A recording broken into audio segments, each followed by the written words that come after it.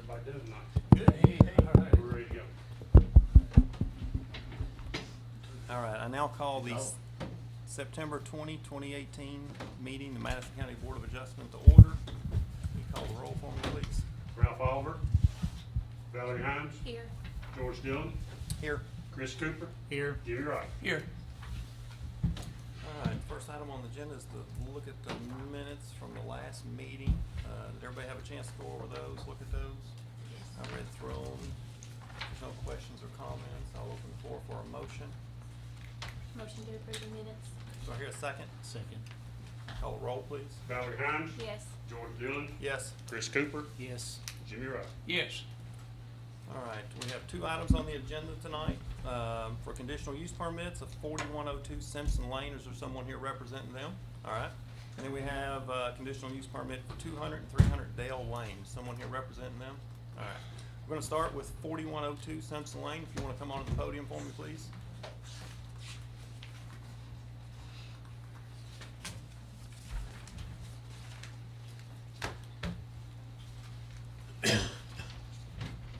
State your name and address for me, please. Jeff Mosier, 4102 Simpson Lane, Richmond, Kentucky. All right, Mr. Mosier, do you agree to give truthful and accurate information as pertains to this case? Yes. All right, continue for me. I'm sorry. What are you here for? Want to get a conditional use permit for my residence. Me and my wife want to do like a small part-time business, primarily doing like outdoor education and stuff like that. I'm going to use my notes here so I don't get lost.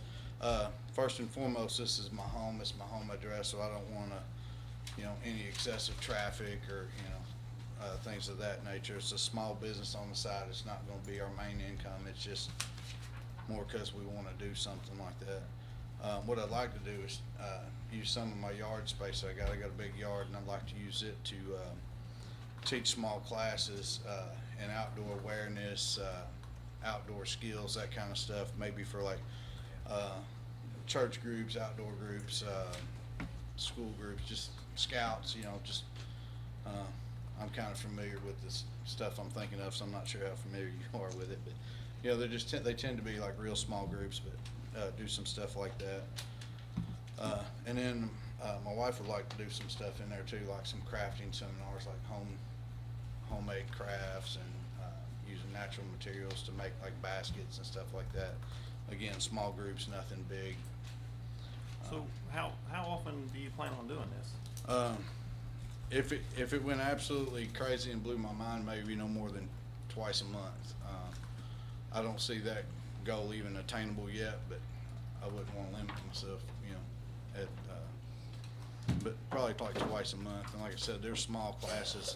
They'd be about the size of an average family picnic. I mean, I've had family picnics where I got 30, 40 people. They wouldn't even be that big, because then you lose the ability to teach people and, give them the attention they need. Can you give us some examples? You said outdoor awareness. Can you just give us some examples of what that includes? Well, it's like I'm in the outdoor community do a lot of hiking and camping and stuff, like at the gorge and the pinnacles and stuff. And I'm friends with a lot of those people in those groups, and outdoor awareness is kind of like they have to do a lot of search and rescue. Almost every weekend you get on social media and somebody's gotten hurt or lost or something like that, just because they don't have like just basic skills that somebody's gone over with them. They want to be outdoors because everybody, media is saying, hey, get outdoors, it's healthy for you and stuff, but nobody really knows what to do once they're out there. So we want to teach them, how to read compass and stuff. I want to bring in maybe some guest speakers and stuff, to help me teach those skills, because I don't have all of them.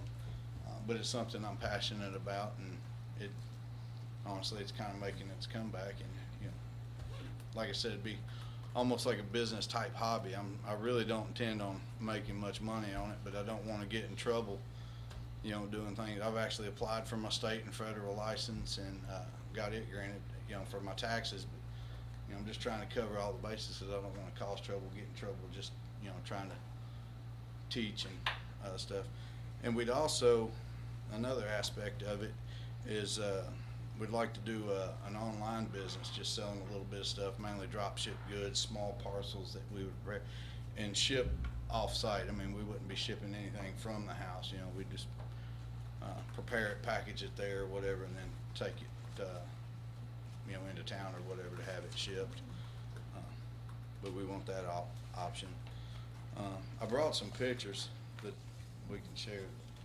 I'll let y'all pass them around. Just to show them, and if I'm talking a small group, and if I'm in the back part of the area, there's no line of sight to what we'd be doing as far as disturbing anybody. One of the pictures shows my back door actually crosses my neighbor's driveway, which is probably 50, 75 feet from my back door. My back door is on the driveway side. And then just up from that, you can see there's like an old strip center where a bunch of construction equipment and stuff is.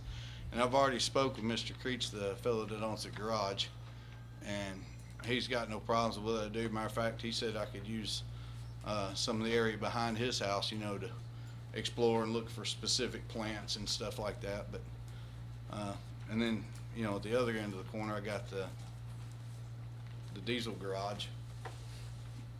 Then I've got the houses around me, but none of the houses, I don't plan on, with the kind of stuff we do, we don't make a lot of noise. We don't, no hooting and hollering. It's not partying. It's, you know, people sitting around talking, learning, practicing, working with their hands.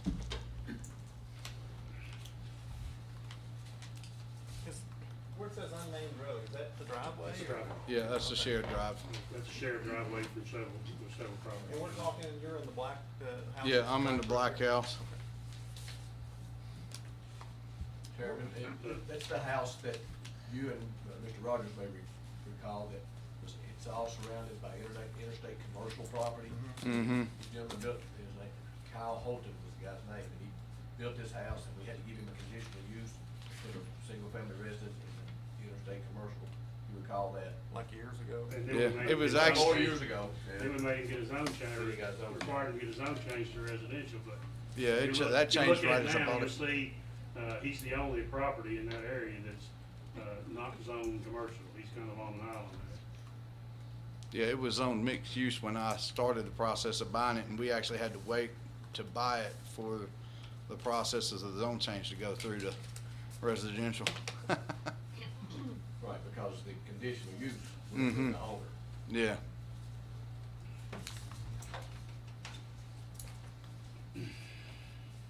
We're,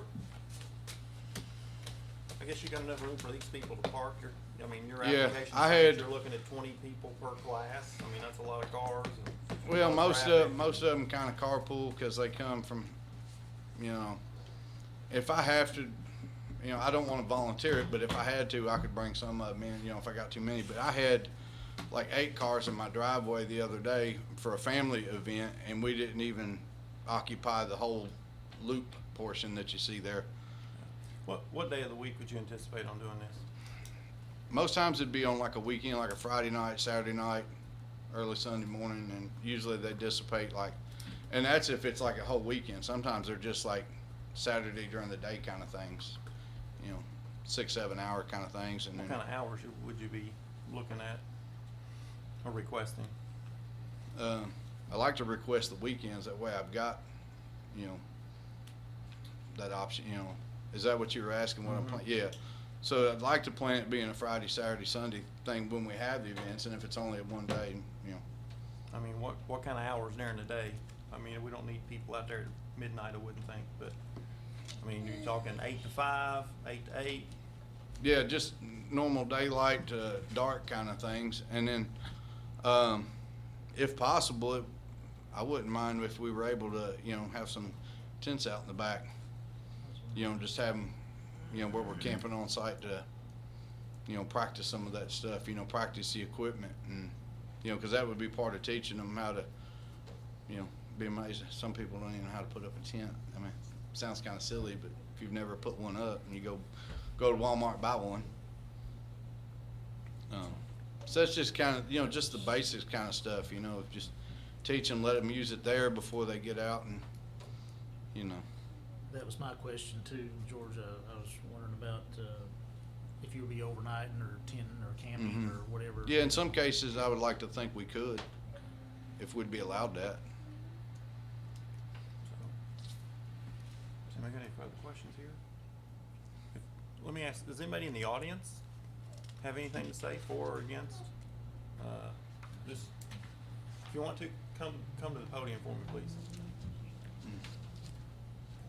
If you'll just have a seat right there, or right there close, we'll bring you back up in just a second. Thank you, sir.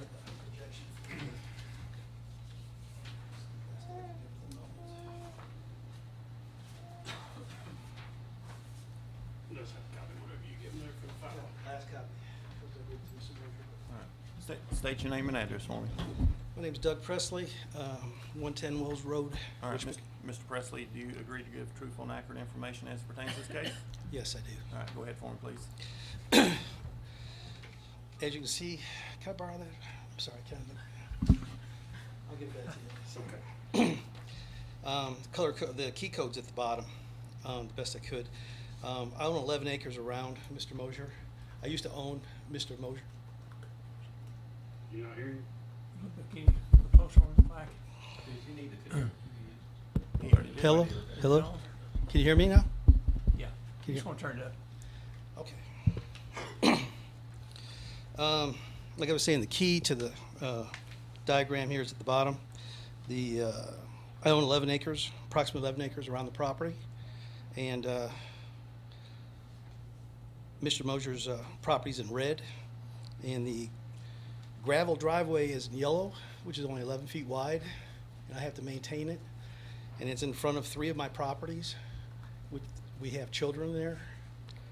And the brown is the concrete driveway. I was here a few years ago doing a request on 4098 to separate a tract of land, an acre off of that, if you might remember. Okay. And Mr. Mosier has access to Igo Road. His property goes out there. I wouldn't have a problem if he put a driveway off of Igo Road going up to that acre that he's showing on the map there that's close to Igo Road, which would be behind his house. The road goes up to the interstate. Yeah, he'd have to put it in a I started a few years ago. I started excavation, and the bulk of the work is done, and it could be completed, with a bridge and some gravel. Just we're concerned. I've got 5 neighbors, 5 tenants that use this driveway. They want quiet enjoyment. Mr. Mosier's said that the people will be there for the weekend, and there might be only 20 people or so, but they'd be, even though there's 5 cars, but they're going to be going in and out of that driveway. And as an example, this past Saturday, as Mr. Mosier indicated, he had family over, and one of his family members, we were at 4096, which is down at the bottom at the mailboxes, to get onto Simpson Lane, and he was flying down the driveway. I've owned this property for 20 years, and that's been my biggest problem is people slowing down. And it's a gravel driveway, 11 feet wide, and once they get off that concrete, they just fly. Because that concrete is actually going up a hill, so when they come down, they just keep the momentum, I guess. And I'm worried about the children. They play down at the creek. Like I said, it's 11 feet wide, so passing is a problem. It'll be tearing up the yard. It's what I've had an experience. Because like I say, I'm the only one that maintains it. I have the equipment to do so, but it's my time, my money for the gravel, the potholes. So the driveway's an access easement? Yes, on the off of deed my properties. For the, okay. It's a shared maintenance agreement. I know you say you maintain it, but what legally is required to maintain it? I'd have to look at the deed. I don't know that answer. I mean, if you. It's a right-of-way If you easement. decide tomorrow you're gonna just say, I'm done with it, then who's gonna be responsible for it? You mean if I sell it? Well, no, if you decide I'm done fixing potholes and I'm done maintaining it, Well, I got tenants. I would lose my income. I mean, I understand that if something happened to me or something, my heirs would take care of the property or sell it, one of the two, and whoever has the property just would be, I think his question was who's gonna maintain that drive, who's actually legally responsible for for maintaining it. Now, you can look also on there, I've got some blue dots, a circle and a square. I've been proposing to put a bridge in at the bottom of the concrete driveway, which I would have no problem with. Because that's a concrete driveway, it's 16 feet wide, 15, 16 feet wide. Oh, that would just bring the road straight on out. Straight out to instead Simpson Lane, yeah, Straight on and out. then I would have no problem with it. Also, if he comes off of Vigo Road, he'd have private access, he'd be, just like the business on the corner, the diesel repair shop. We have no problem with traffic, and they've got a lot of movement going in and out. But it's they've got access to the main roads. But we're just in a residential, it's been quiet, I'd like to keep it that way. I just dread to see if something happened to somebody or a pet. We've had a few pets get run over the years. You're really not into residential. I know it's residential, but. I understand it's commercial. In red, I know all those properties were commercial when I bought them from Central Kentucky Warehousing back in the 2000s, 97, 98, whatever the time was. I bought properties at different dates. But when I sold it to Kyle Houghton, I believe the provisional was changed to residential, or he built Just his. just his that lot. when I sold it to him. I think it was back in Just his. 2012. His was changed or to. 15. single-family residential, rest of the state. Right. Commercial. So if I ever sold any of my property, it'd probably be the same way. You was gonna build a house on it. Well, what if they already have houses? Could you That's still? pre-existing. Oh, okay, Pre-existing okay, non-conforming. So, we have any more questions for? Is there anybody else in the audience wish to speak for or against Mr. Moser's request? There's people with me. If they want to come up and speak, you'll have a seat or step aside and let them come on up.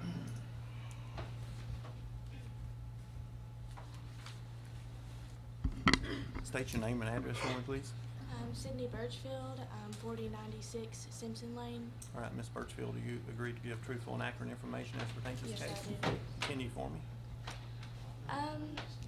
Well, we live in the very first trailer, as you're going in to the driveway that we share. Mhm.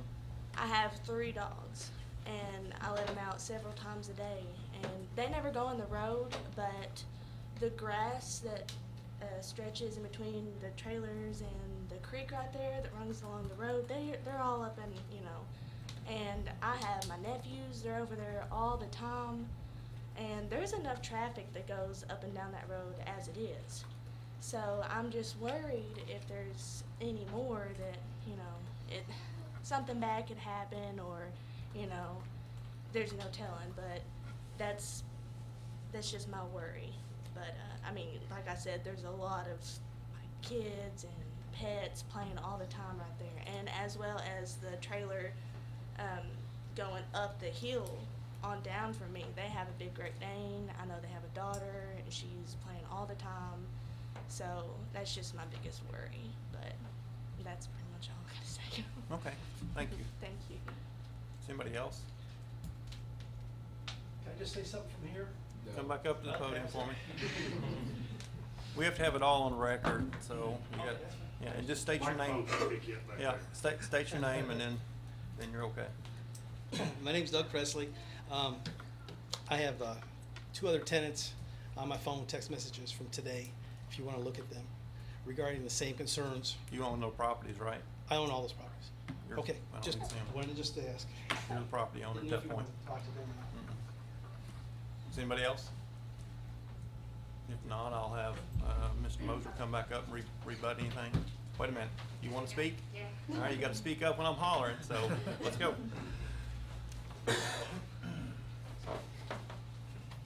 State your name and address for me, please. My name's Hunter Rogers, and I live at 4112 Simpson Lane. All right, Ms. Rogers, do you agree to give truthful and accurate information as it pertains to this? Okay, go ahead. My biggest problem is definitely the driveway. If you look at the concrete right there, like where the concrete slab, it's a very steep hill down, and on both sides is ditches. There is absolutely no room to fit 2 cars on there passing. I live at this the top trailer with the arrows. And the gravel driveway, it's very narrow, and if you pass a car on it, you have to run into mud to even pass a car now. There's no safe way in winter, or if it's raining or anything, coming down that concrete slab. If there was a car parked on the side, or if you had to pass one, there's no way you could do it.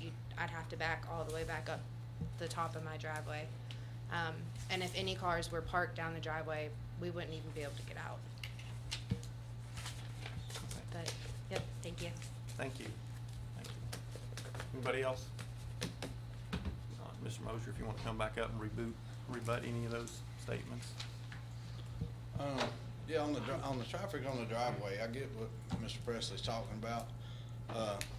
But if we had an event, they would pull up into my driveway, and then they would be there for the duration. So it wouldn't be like back and forth traffic on the driveway. And I wouldn't, I don't remember the last lady's name, but you know, like parking on the driveway, I wouldn't have anybody park on the driveway. I'd have them, if I had to, I'd have them park in my grass before I'd bring them down to a shared driveway. You know, where I agree, there's not enough room. I think since I've been there in October, I've only had to pass a car once down there at the bottom. As far as that, and on the bridge, on the other end, for me to go to Algo Road, there's no benefit to doing a bridge going to that road. It would be way too much work for what this is wanting to be. I mean, this is just part-time. You know, that bridge would cost more than I'd probably make in,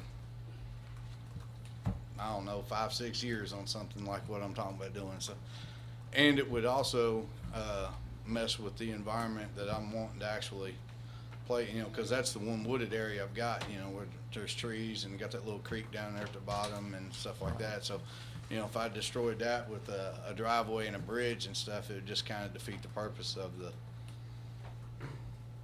you know, of what I'm wanting to do. So that's not viable for me either. Now, the one at the end of the drive, I'm not opposed to it. I don't know what that would entail on everybody's part, but you know, I don't have a problem with the way the driveway is now. Okay, thank you. But I don't think I'd be increasing, you know, like I said, when traffic comes up, they'd be up there for the duration, and then they'd be going back down. And if I had to make people feel better, I'd police the traffic going down the drive. I don't, you know, not a big deal for me. Mr. Mosier, I think when you first started speaking to us, you had mentioned that you would consider bringing people in if that was required. What Yeah. are your I would have to, plans if you? I would have to figure that one out, because I know, I've got some other friends that do this kind of stuff on their property, and, they've got places where people can park and they bring them in just for access. And, you know, in some cases it's easy finding the place, but I mean, if they figured it out, I could see if I could figure something out too. I don't know if I could, but, you know, just an option that I might consider, you know, just to, but I don't have a place picked out at the moment, because I hadn't really thought about needing one, because like I said, I can park plenty in my driveway. Anybody else got any questions? Anybody out in the audience have any further questions? Okay, one more time. You're gonna have to, I yeah, don't mind. come back to the podium I for me, don't please. mind. Sorry. Can't remember it all. Fine.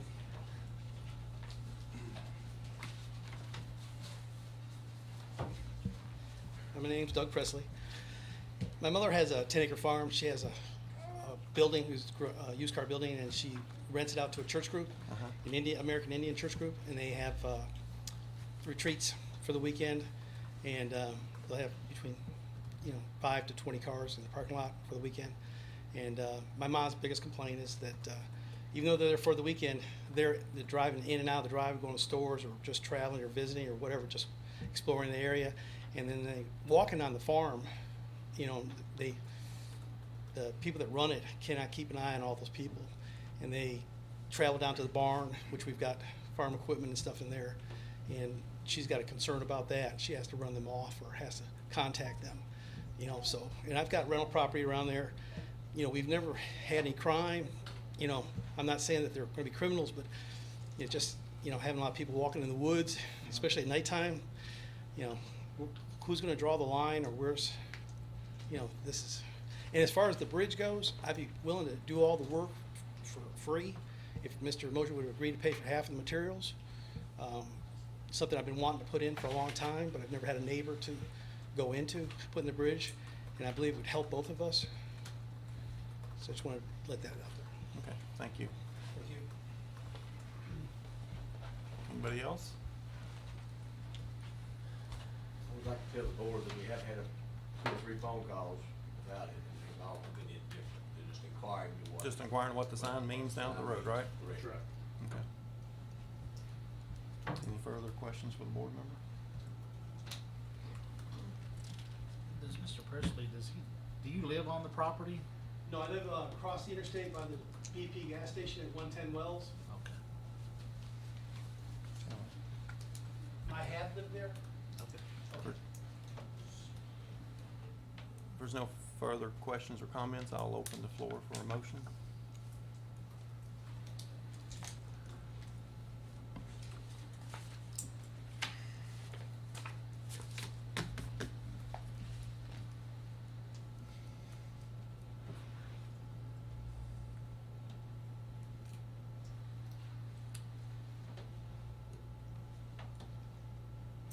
Anybody?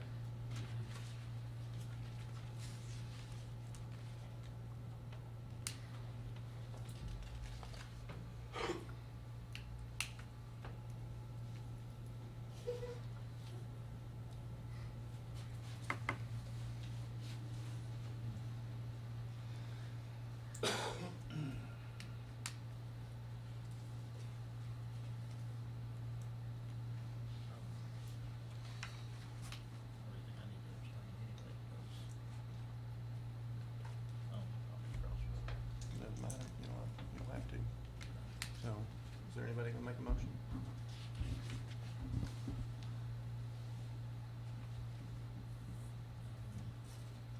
Can I make a motion? Sure. This is where it rarely happens, so. At this point, then I'm gonna make a motion that we deny, Mr. Moser's request for a conditional use permit to operate a, internet sales vacation trip planning office at the property located at 4102 Simpson Lane. So, now do I hear a second? Second. Call the roll, please. Jimmy Rogers, Yes. Chris Cooper, I'm gonna abstain. George Dillon, Yes. Valerie Hines. Yes.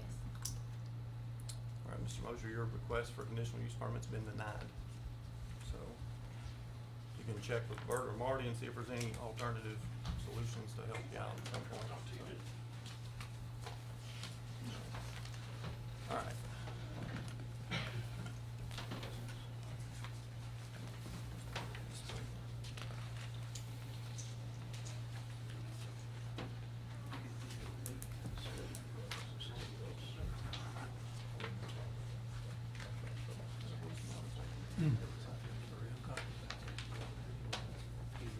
All right, the next item on the agenda is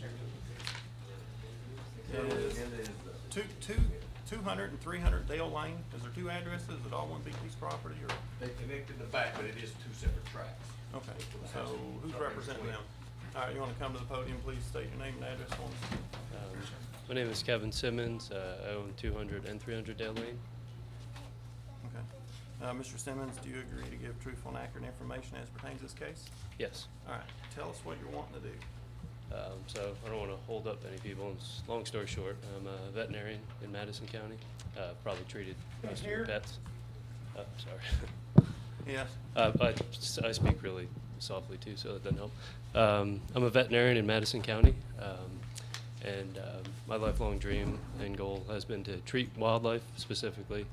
And after graduating, I had a few kids, so got a little sidetracked and had to do small animal medicine to support my family. But I've always wanted to continue to treat wildlife, and the ultimate goal was to mainly do that. Since I was a kid, I was raised to, appreciate animals, respect them, and my brothers taught me that at a really young age that sometimes they need our help because no one else is going to help them, especially wildlife. Is it working? Okay. Sorry, I mumble and speak. Everyone that knows me, it's just how I am. So do you have a practice? No. now? Yeah, I have a small animal. I work at several small animal clinics for surgery, and that's how I make money. This is not a practice, or it's a nonprofit. If you knew how much debt I was in because of this, you would probably cry.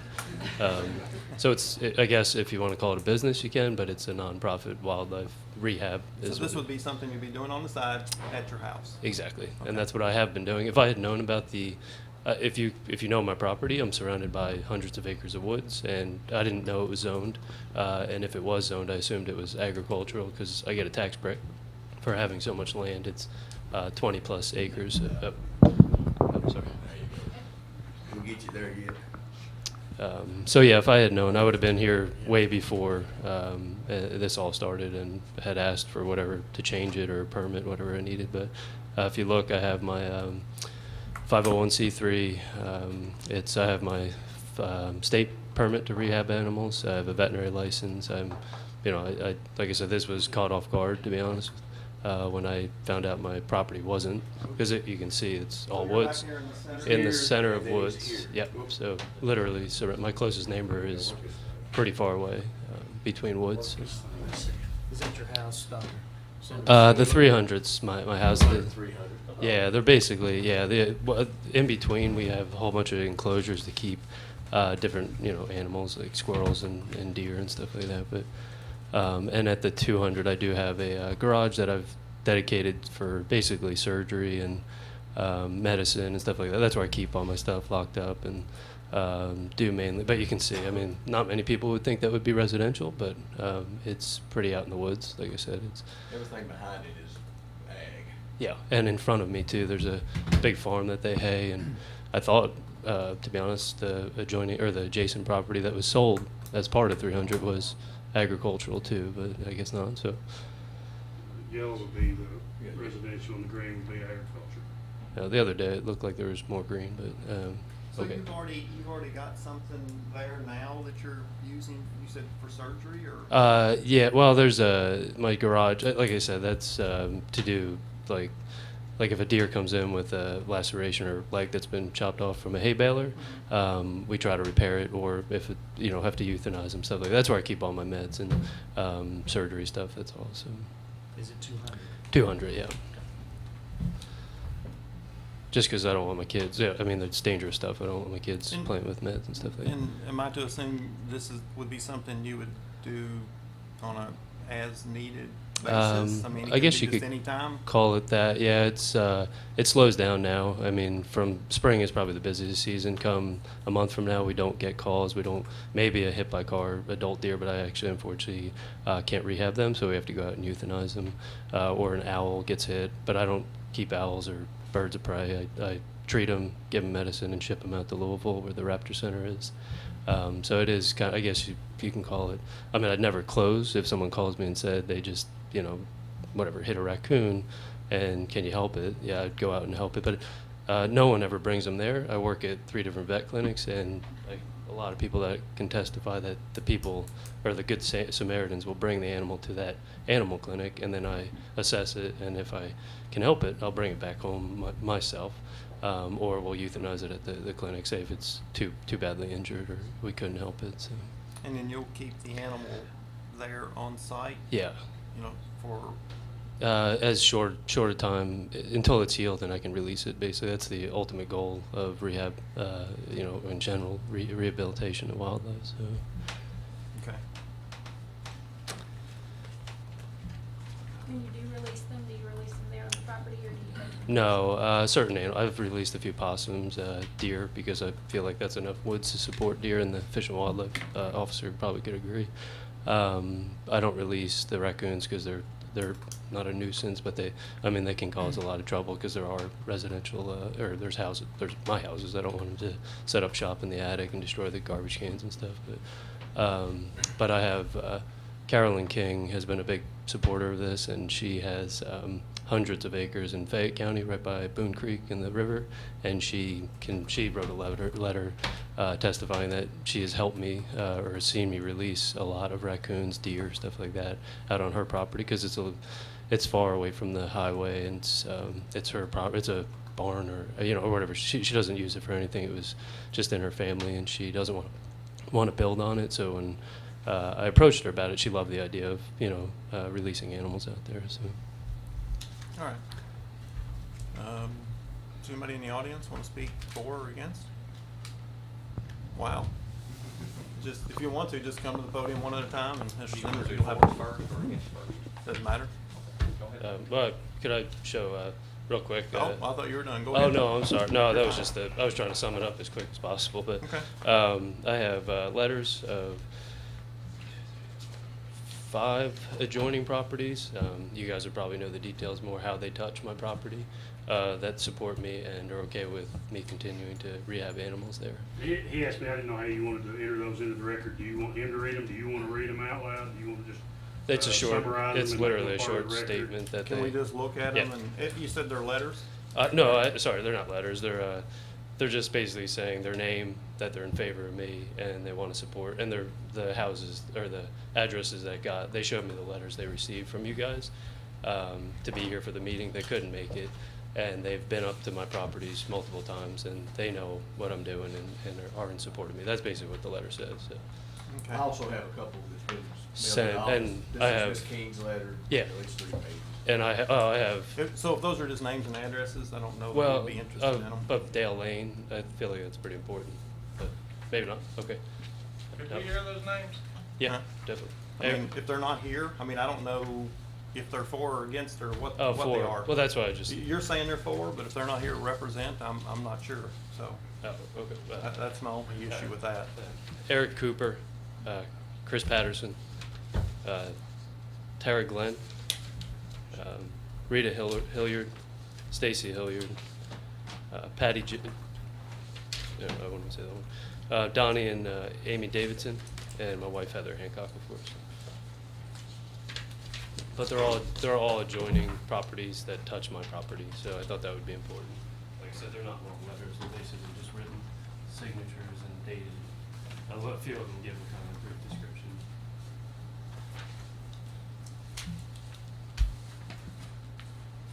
And they said you're more than welcome to call them. They just couldn't attend. I had to take off work to be here, so I kind of couldn't blame them. So, and it puts everyone in a tight spot. We're supposed to be neighbors. We don't want to fight. That's kind of what. And the other ones I did talk to, they just said I want to stay neutral, and basically don't start a war on Dale Lane. And I totally agree with that. So, and if I'm doing bad and you guys tell me I'm doing bad, I'll stop. I mean, trust me, you'll be doing me a favor. I got a lot on my plate, 3 little kids, and I work 8 p.m. to 8 a.m. 5 days a week just so I can be with my kids and take care of the animals. So. All right. And if you'll have any regulation questions Yeah. about that, he's very heavily regulated by the state. I can answer those. And I've worked closely with Fish and Wildlife to make sure. I just didn't know this was part of that. So when I got my nonprofit, I didn't even think to call. I would have been up here, because I spent a year trying to do it. So it's, and like I said, I've worked closely with Officer Craven and other officers that have brought me animals personally and thanked me for doing it, because there's no other vet in Kentucky that is willing to treat wildlife. There's other rehabbers, but he said there's no other rehabber that can help a deer with a half amputated leg or a bird with a broken wing that I can fix and eventually get out in the wild. So he said that's big for Kentucky. So they can't say that because they're, but I've had a lot of officers specifically thank me. But. Okay. Thank you. If you want to have a seat there, Sure. we'll bring some people up. You want to come on up?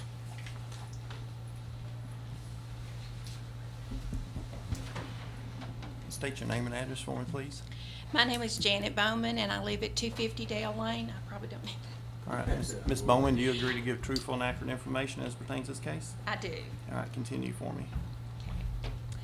I'm a retired teacher and a realtor, and my passion is Dale Lane. I brought my kids every year out to Dale Lane on a big old yellow school bus to teach environment and habitats and how you always leave a place better than what you found it. I purchased my first lot out there in 1975, and when I looked at the zoning that it was R1, I was confident that I wanted more land out there, so I purchased the lot beside me, and then I purchased a lot down from me, and then I just 2 years ago purchased a house on 11 acres up on the hill. I purchased in an R1 neighborhood because the property value holds and because the standards of an R1 are strong. It's excellent neighborhood, excellent place to raise children, and it's a safe environment. This has a dead end, so it's one way in and one way out and no through traffic. So that really got my attention. About a year and a half ago, I started noticing a lot of changes on my road. There was increased traffic. I had people coming to my door with injured animals, asking me where to drop them off, and all I knew to say was not here. This is not the place, and you need to research where it goes because it doesn't go here. In the past 8 months, I have had animals on my deck, in my yard, in my garage, and in my kitchen. There was a release of deer, and they just came right into my kitchen, and I was lucky enough to grab a candy bar and entice them out. They were hungry, they didn't have enough to eat, and there was no mother to teach them how to forage. Since then, I think most of those deer have met their fate. My routine at night is to walk, to ride my bike with my 9-year-old granddaughter, and that's sitting on my deck is my little piece of heaven. I can't do that anymore. I have a video of a fox that was in Mr. Simmons' care. I had a video of Tuesday morning at 9:14 of that fox coming around my patio and looking, I guess, for food. I don't know. But I can't use my deck anymore. I don't go out in the yard. I never walk up and down the road unless I'm in a UTV because I'm not of an age to outrun anything. It's probably got me quick. I've had to install cameras around my house so that I can check where I'm going before I go out in case I came upon something that I couldn't defend myself with. I guess of all the concerns I have, my safety is, and my granddaughter's safety is probably my deepest concern. My second concern would be the loss of value of my property. As a realtor, I know what change does to a neighborhood, and I know what it does to your appraisal. The law says if I know something about a neighborhood, I have to disclose it to a buyer. So if I knew this, I would have to tell any potential buyer, this is what's back 200 yards back behind my deck. And I just don't see a family with children or pets wanting to buy any property. Even though it's an R1, that's misleading because it really isn't. So the effect on my investment has been overwhelming. Before this, I could 100% tell you that no caged animal would hurt me. And I can't say that right now. And I just feel like that I'm worth the safety and security that I've purchased. Thank you for your time. Thank you. Anybody else? Hold it to the end.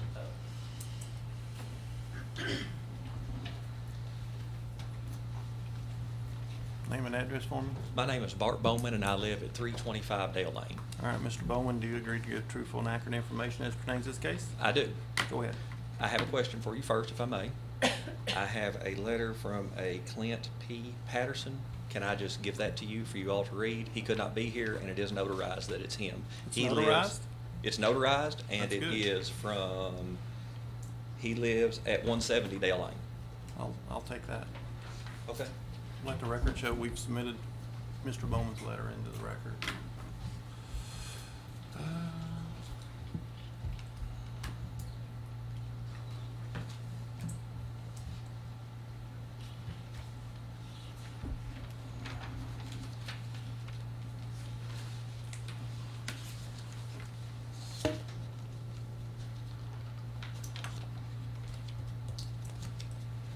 Okay. Yeah, go ahead. This is stuff that I've found out as I've searched the internet. Some of this stuff has been changed a day before this meeting has happened. On his Facebook page, we are opening a Central Kentucky Wildlife Hospital is a nonprofit organization started and run by a local veterinarian, Kevin Simmons, with the goal to help rescue, rehabilitate, and release Kentucky's injured and orphaned wildlife. The facility is located in Madison County, just outside Berea, surrounded by over 100+ wooded acres and only a few minutes from I-75 off 76, making it an ideal and convenient location to save wildlife in need of help from surrounding counties of Fayette, Jessamine, Garrett, Rockcastle, Clark, Powell, Estill, Lee, Lincoln, Jackson, Laurel, Scott, Woodford, and many more. We are also willing to accept wildlife from all parts of Kentucky and the surrounding states. Please call so that we can find the safest, fastest way to get your injured animal to the hospital. Having a full-time veterinary on site with experience in wildlife medicine is a great advantage that allows KCKWH to treat all of the native wildlife species in Kentucky, such as chipmunk, squirrel, rabbit, raccoon, groundhog, opossum, bat, deer, fox, coyote, bobcat, and mountain lions. We also treat reptiles, turtles, snakes, lizards, amphibians, newts, salamanders, frogs, as well as a large variety of avian species ranging from hatchlings to adults. I don't think it's just a little bit of traffic that's going to be coming to my road with this being advertised on the internet, on Facebook. This is also from his webpage that he created. We see them all, from as small as a baby squirrel to as large as a mountain lion. Please call us if you find a sick, injured, orphaned deer, raccoons, bats, skunks, rabbits, chipmunks, foxes, coyotes, bobcats, or any other mammal. I don't consider these caged up safe creatures. He has 22 acres, not hundreds of acres. Some of those acres are mine. I never said I owned them, I said I'm surrounded by them. Then you need to get the, Wait till after.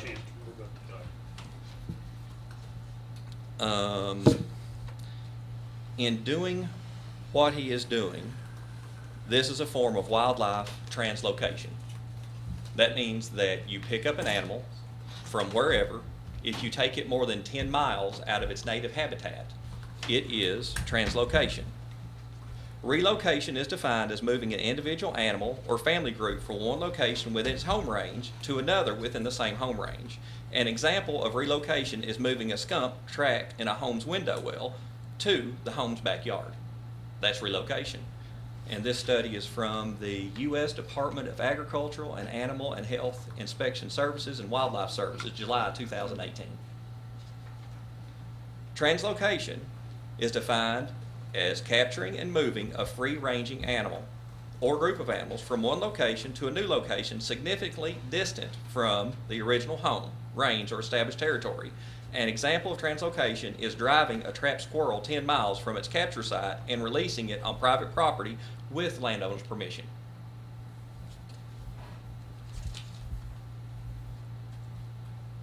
The U.S. Department of Agriculture Wildlife Services Program and other wildlife professionals state that translocation of wild mammals is not a biologically sound practice. Several national and international veterinary associations, including the American Veterinary Medical Association, the National Association of Public Health and Veterinarians, and the Council of State Territorial Epidemiologists, oppose the translocation of wildlife because of disease risks. In Kentucky, we have 21 counties that are considered rabid areas where rabies is prevalent. One of those is Laurel County. That was something that he listed on his list that he would take animals from. You can't do that if you want to ask the wildlife officer. He also said that he would take them from anywhere. That includes the other 20. That's a possibility of how rabies can be spread because you can't detect rabies by sight.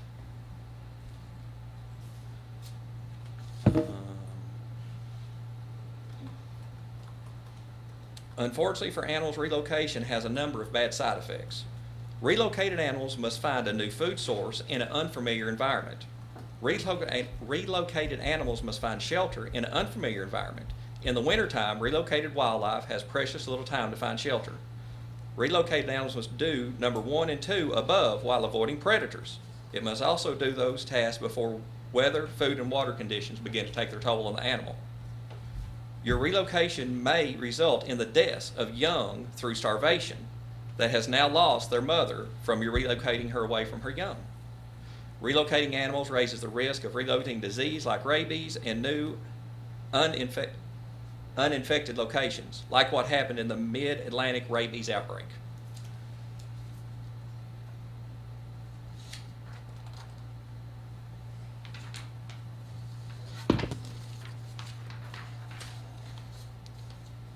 Survival and movement of rehabilitated white-tailed deer fawns in Connecticut. This is a study that was done. In 2010 and 2011, 29 apparently orphaned or injured fawns were raised and released about 3 months of age by a licensed rehabilitator at no cost to taxpayers.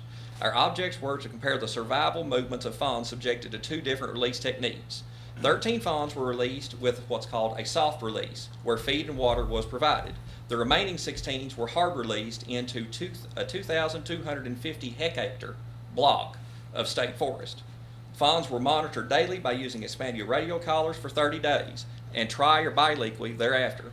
When the monitor sensors activated, signs of trauma, struggle, hair, caching behavior, and scats were inspected to determine the cause of death, and a necropsis, that would be an autopsy of the body, were performed in a laboratory for fawns.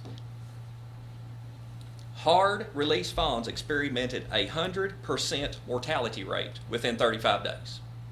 Sources of mortality included coyotes, bobcats, vehicles, and pneumonia. Soft release fawns experienced a 69% mortality rate in 86 days. From coyote, vehicle, illegal shooting, and archery harvest. A 100-day survival rate of all fawns was 0.138 for both years combined. 86% of the fawns released were dead within 86 days of the release.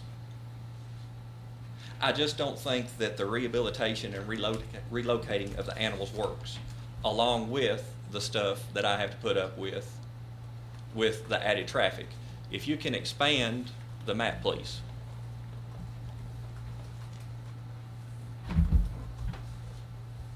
How much would you like? See where the barn is? Can I point to it and then you can see where to? This track right here. If you see this road, I own that road and maintain it. Mr. Simmons has an easement across me for egress to his property here. With the traffic that goes up and down his driveway, it has loosened the gravel and everything, making ruts on it. Now the water runoff does not go on his property. Bart, can you go back to the microphone? They won't. I'm sorry. Won't be able to pick you up. Mr. Simmons has an easement across my property down there if they can enlarge it, because Dale Road ends at the pavement. I own the road from the pavement going forward. I maintain it. From the added traffic of his driveway going up and down, it has made ruts in the road. The road is not maintained. It has now made ruts that lets the water run off, come on down to me, and come down the, see how it's split like 3 forks right there? His road to his house is the one on the right-hand side. The middle road is for traffic. The left-hand one goes down to my barn where I store my stuff. Water runs off of his and down towards my barn that washes the gravel and stuff into my field, which I have to dig back out and then put back on the road. I have my own construction company, so I can do that, but it's still time and expense to me. Also, I have a picture of people that will come, and they came and got a goat just a couple days ago.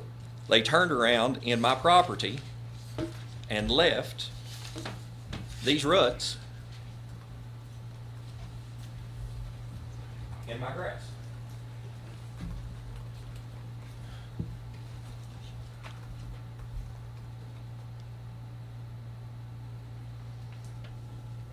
That would be Can you make out where that is? Okay. This is just an inconvenience and a nuisance to me. Thank you very much. Thank you. Anybody else?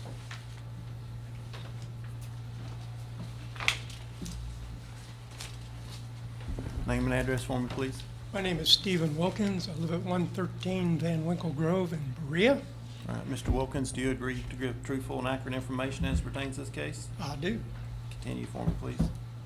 I'm speaking in favor of Dr. Simmons' request for a zoning variance. Offer somewhat of a unique perspective. I lived at the 200 Dale Lane property for almost 20 years prior to selling it.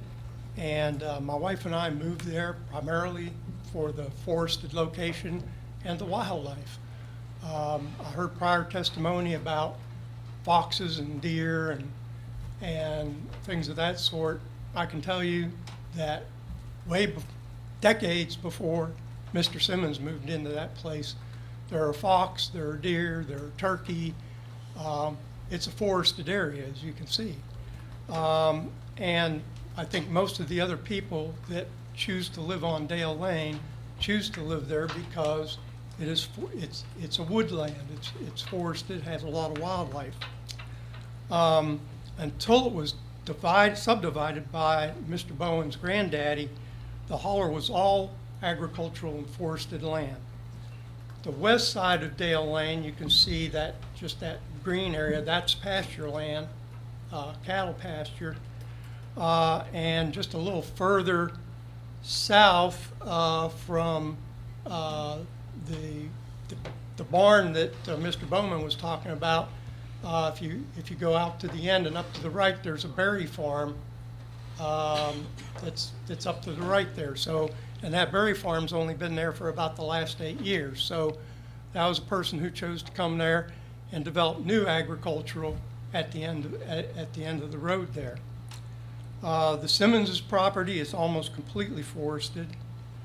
I thought maybe a lot of the other folks that live on Dale Lane might not want to stick out their necks, and because when you live up a holler like Dale Lane, eight or 10 families, you try to get along, you bite your tongue, you don't say anything. I don't live up there anymore, so I'm not worried about Mr. Bowman holding a grudge, which he tends to do.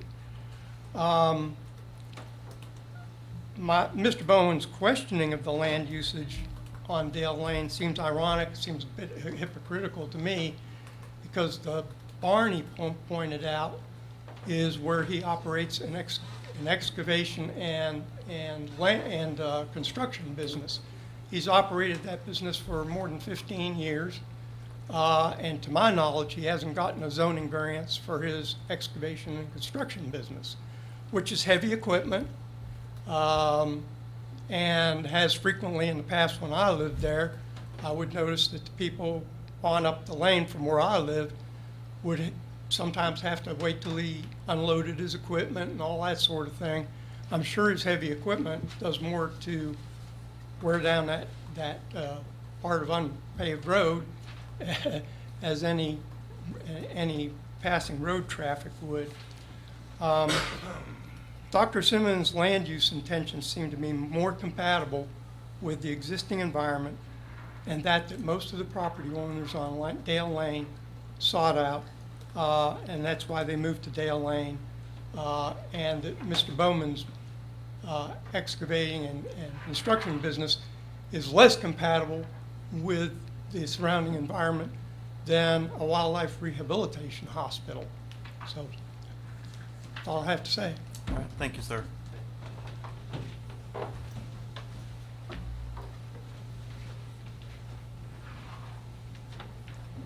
Name and address for me, please. My name is Morgan Stacy. I actually don't live in Berea, but I lived in Berea this summer, so Yes. I am.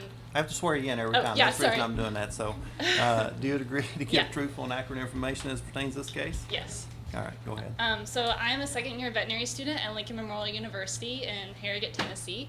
I lived in Berea for 4 years as a Berea College student, and that's where I met Dr. Simmons and started volunteering with the Wildlife Hospital. And so I would like to speak about in support of him is to speak about the wildlife that we actually did rehabilitate, because I was directly involved with working with the animals. I know from personal experience that Dr. Simmons would never bring an animal into the hospital that would be in danger of his own children, his wife, himself, or myself, especially this past summer. I lived on the property this summer, so on the garage that he houses all of his medications, there is an apartment that is above the garage that he had kind of fixed up in preparation for if he did have interns that wanted to stay there. And so I stayed in that apartment by myself, alone, with my dog.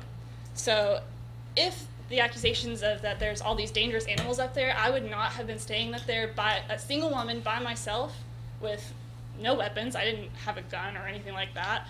All I had was my dog, who's literally afraid of her shadow.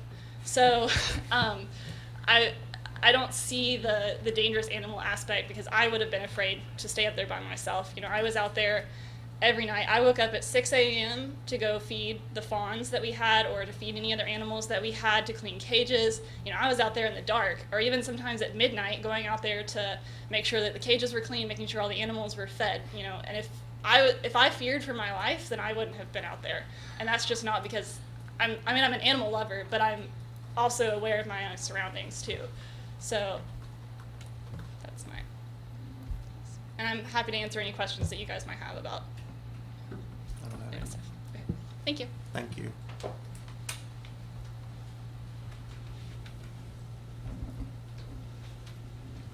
Name and address for me, please. My name is Sean Stow. I live at 220 Dale Lane. Mr. Stow, do you agree to give truthful and accurate information as pertains to this case? I do. All right, continue for me, please. Well, I bought the place right next to Miss Bowman at 220 in 2011. And since I've been living out there, yes, I have seen several different animals out across the fields and going through the yard. But within the last couple of years, I've had deer come and stick their face into my coffee cup as I'm walking out the back door. And I actually had to take a water hose and wash a little present that gray fox left off the bottom of my shoe this morning when I stepped out. My main issue is that these animals are way too friendly with people. As soon as they get released, they're going to go straight to people, and they're going to end up being killed. About 2 years ago, with the dangerous animals, as far as that goes, there was a bobcat looking in my window on the bottom level at my cats about 2 nights in a row. I had mentioned that to Mr. Simmons after that, a few weeks afterwards, and he admitted to me that a bobcat, which they say are not up there, got away from them, and he also thought that bobcat was responsible for killing one of the fawns that he had recently released. I personally don't want that type of predator up there around where small kids are going to be playing and around my animals, my pets at home. As far as the traffic goes, in all honesty, before I found out he had a veterinarian hospital up there, I was starting to think he was dealing drugs because of all the cars coming in and out constantly on that driveway that's right next to my driveway. I have talked to different people over the past few weeks. I met a nice family about 2 weeks ago who were staying in that apartment over the garage. Initially met them when a man pulled in with, I believe it was Minnesota license tags, pulled in my driveway looking for his daughter-in-law because the family were actually renting that apartment for a weekend getaway. And to me, that's not an animal hospital. We need something done to keep the area safe and to keep a lot of that excess traffic out of there. Thank you, Thank sir. you. Not yet. Is there anybody else? Go ahead. He's going. Name Name and address for me, please. Scott Uzzle, 80 Dale Lane. Uzzle? Mr. Uzzle, yeah, it's strange, You'd I agree- know. Do you agree to give truthful and accurate information as it pertains to this case? Yes, sir. Continue for me. I want to say up front, I agree at least with Dr. Simmons is saying is this has been hard on our neighborhood, right? And so I'm coming up here not necessarily trying to stir up anything. I just want to facts with what my family's experienced. I don't want to argue with anybody else's experiences at all. I live at 80 Dale Lane, just a little bit up the street. Now, granted, I've only lived there 2 years, so I don't have a frame of reference for traffic before that. My wife and daughter walk almost every night. Mark can attest to that. He's pulled over to get him honey from his bees that he has across the street, right? So he knows that. Well, not at any point has my wife and them felt threatened by traffic coming down through there. Like I said, I've not lived there for very long, so I'm not going to argue with them on that. Never felt like it was too much. Anybody speeding, really going to hit them. I'll be honest with you, we had 13 deer come up my backyard last year. Most wonderful things ever happened to my family. My kids absolutely loved it. There's an elderly family just right down from me that were dying, and I talked to their children who was there if they died and said that was one of the greatest things they had is every day seeing those deer in the backyard. They were friendly. I'm not gonna lie to you, right? They let you pet them. The man's telling the truth. They let you pet stuff. It was wonderful for my family.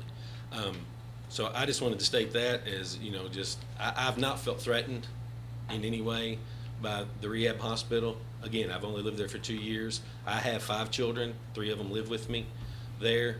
They've enjoyed any wildlife. There's other wildlife. I see red foxes all the time, running around, squirrels, things like that. But I personally, my property does not go up against any of theirs, though it's just down the street a little bit. But I just want to say, just as a factual thing, for us, it's not been an issue. Thank you. Thank you. Next.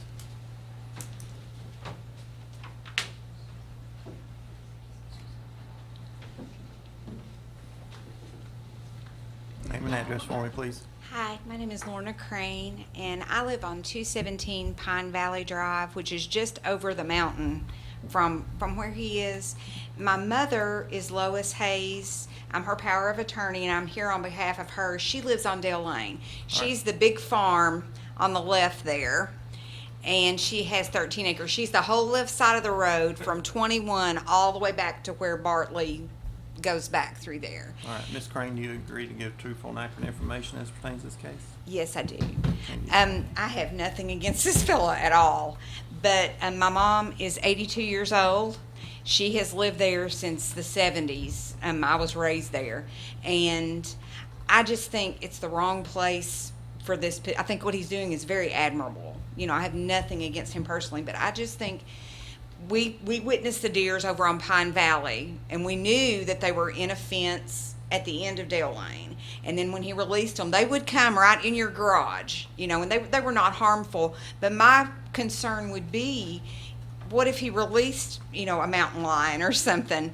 Those deers weren't harmful, but he's treating everything. So, and my mom feels, she's 82 years old. She's not able to defend herself against something. But as far as having, a negative experience, we enjoyed the deers ourselves, but it definitely was not a normal habitat for deer, and definitely not normal human interaction with deer. It was not normal, not anything like I've ever seen in my lifetime. So, but I'm nothing against him personally at all. I think what he's doing is very admirable. Thank you. Thank you. Next.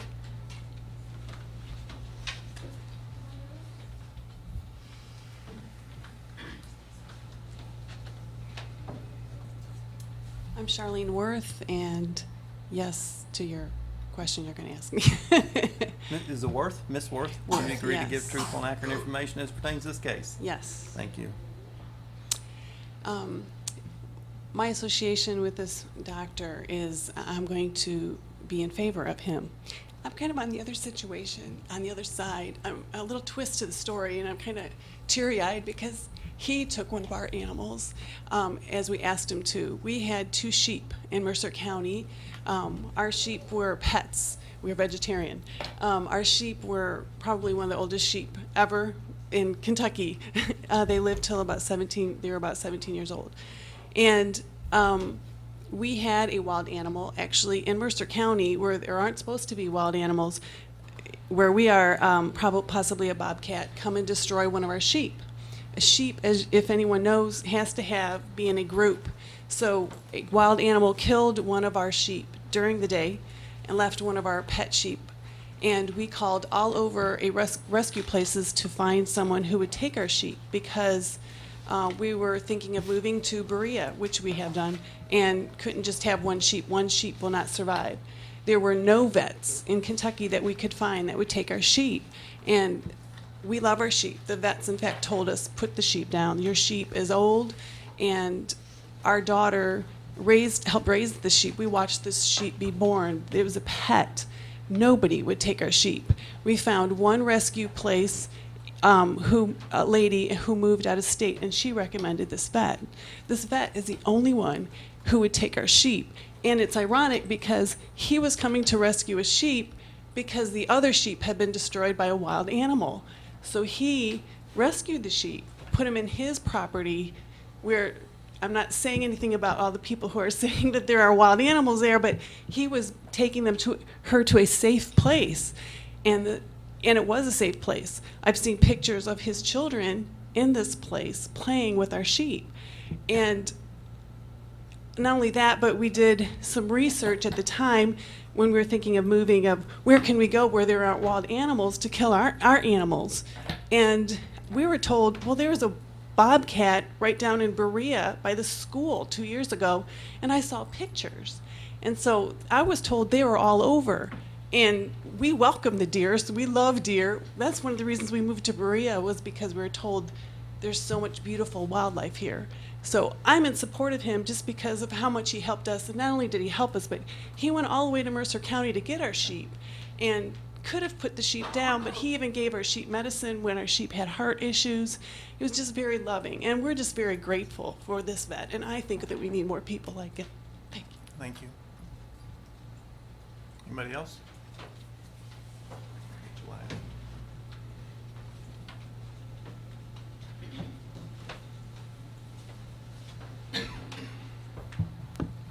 My name is Sarah Nicely. I live on 1296 Barker Lane. All right, Ms. Nicely, do you agree to give truthful and accurate information as it pertains to this case? Yes, I do. All right, continue for me, please. I worked with Dr. Simmons and Dr. Hancock for a few months, and I also volunteered at the Wildlife Hospital on his property. I have a few things to say about that.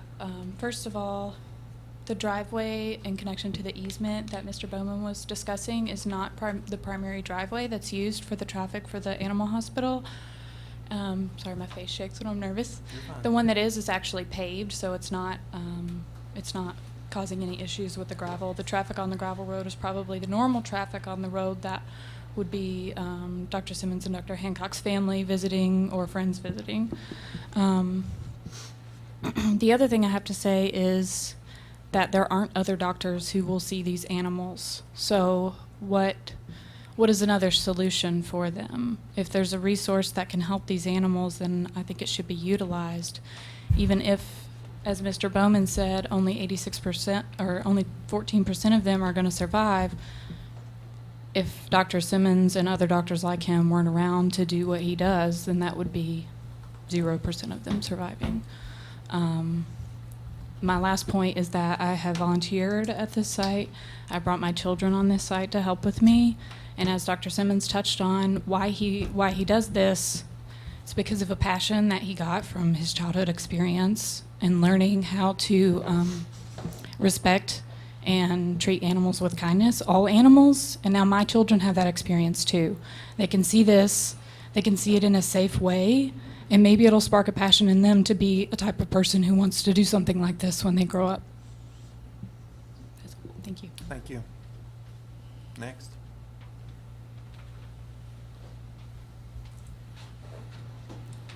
Just your name and address this time. Stephen Wilkins again.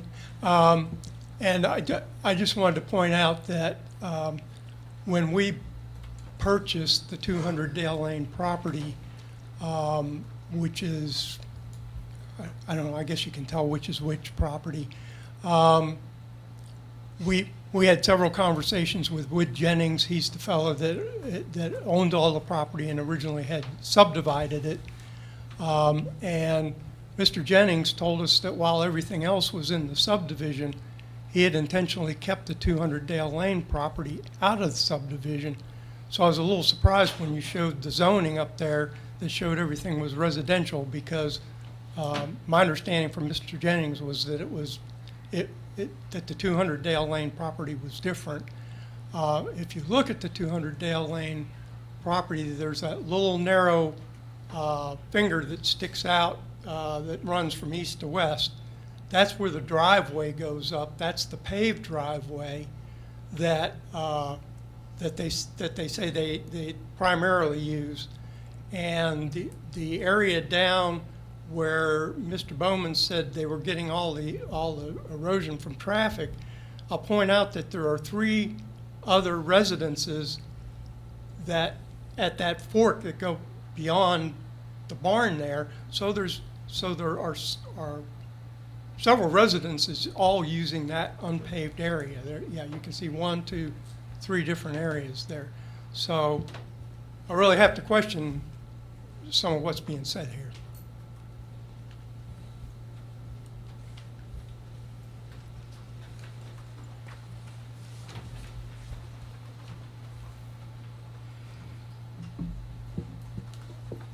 Name and address for me, please. Michelle May, 112 Bond Street, Berea. All right, Ms. May, do you agree to give truthful and accurate information as pertains to this case? Yes, sir. Continue for me, please. I am actually here to speak in favor of Dr. Simmons and the rehab facility.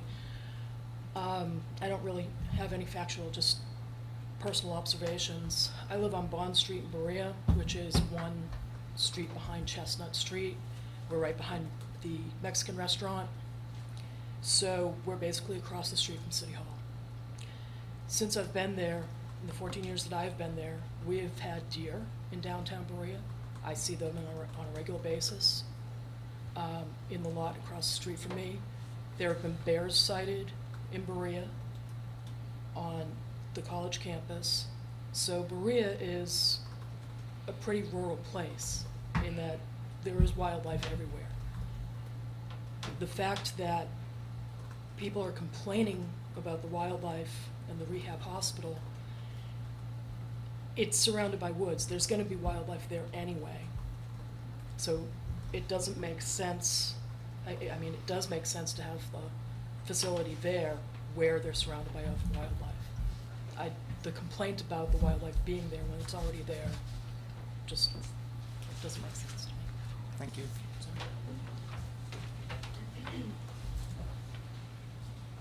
I'm Amy Kendall. I'm at 486 Mason Lake. All right, Ms. Kendall, do you agree to give truthful and Yes. accurate information? Yes, That's what it sir. says. Go ahead. I am for Dr. Simmons. I have not only worked with him, but I've been friends with him for many years. I've gone over there to help out with the wildlife rescue. I can personally say I've also brought my kids over there to play with his kids. There's never been an animal over there that I have felt threatened by, or I felt like my kids are threatened by. I've got a 2 and a 3-year-old. On top of that, I also, living in Berea, I go hiking a lot, and I found many wildlife that need rescuing. I don't have a wildlife license, so by law I cannot help them myself. I would love to, but I know that it is illegal for me to keep wildlife. So if Dr. Simmons isn't around to do what nobody else wants to do, who is going to take these animals? Either we're going to leave them, or somebody like me who's going to take them home and break the law. And oh, maybe I would or wouldn't. I didn't say that, but what I'm trying to say is that we need people like Dr. Simmons here for these animals. The only wildlife center that I know of close by me is an hour away in Lexington. Maybe there are more close by, but as far as I know, south of Lexington there is nothing for a long way. I'd like to end this with saying that Dr. Simmons and his wife Heather are the most compassionate people that I know. They will help you. They will give you the shirt off their back. They're the most wonderful people in the world, and we need people like this. And we need to not crush their dreams when they're trying to do good in the world. Thank you.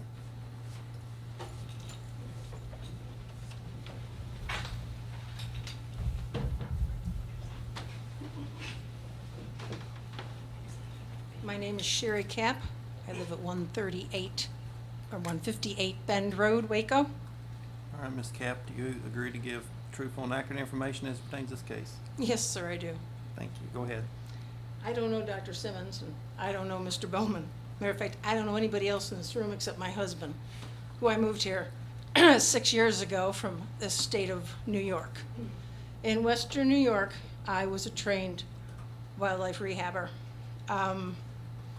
In New York, there are a ton of rehabbers. There is also a ton of regulation that goes along with being a rehabber. Let me warn you, you don't want to go there. There will be groups that believe in rehabilitating wildlife, and there will be groups that don't believe wildlife should be rehabilitated. This really isn't about that. This is about whether a man and his staff and his volunteers be allowed what he believes is the right thing to do. And that is what I also believe doesn't have to be your belief. Should he be given the right to do what he's doing? Thank you.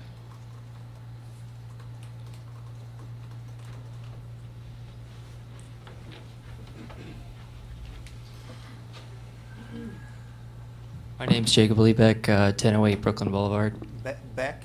Liebeck. Liebeck. Mr. Beck, do you agree to give truthful and accurate information as pertains to this case? Yep. Go ahead.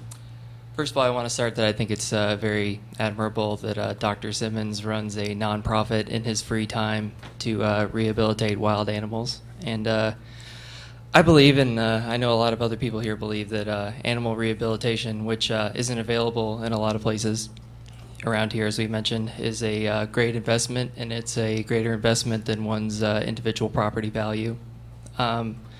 Ms. Bowman mentioned leaving a place better than when you found it when she opened her speech, and I believe that Dr. Simmons is committing to doing that by caring for animals when no one else will.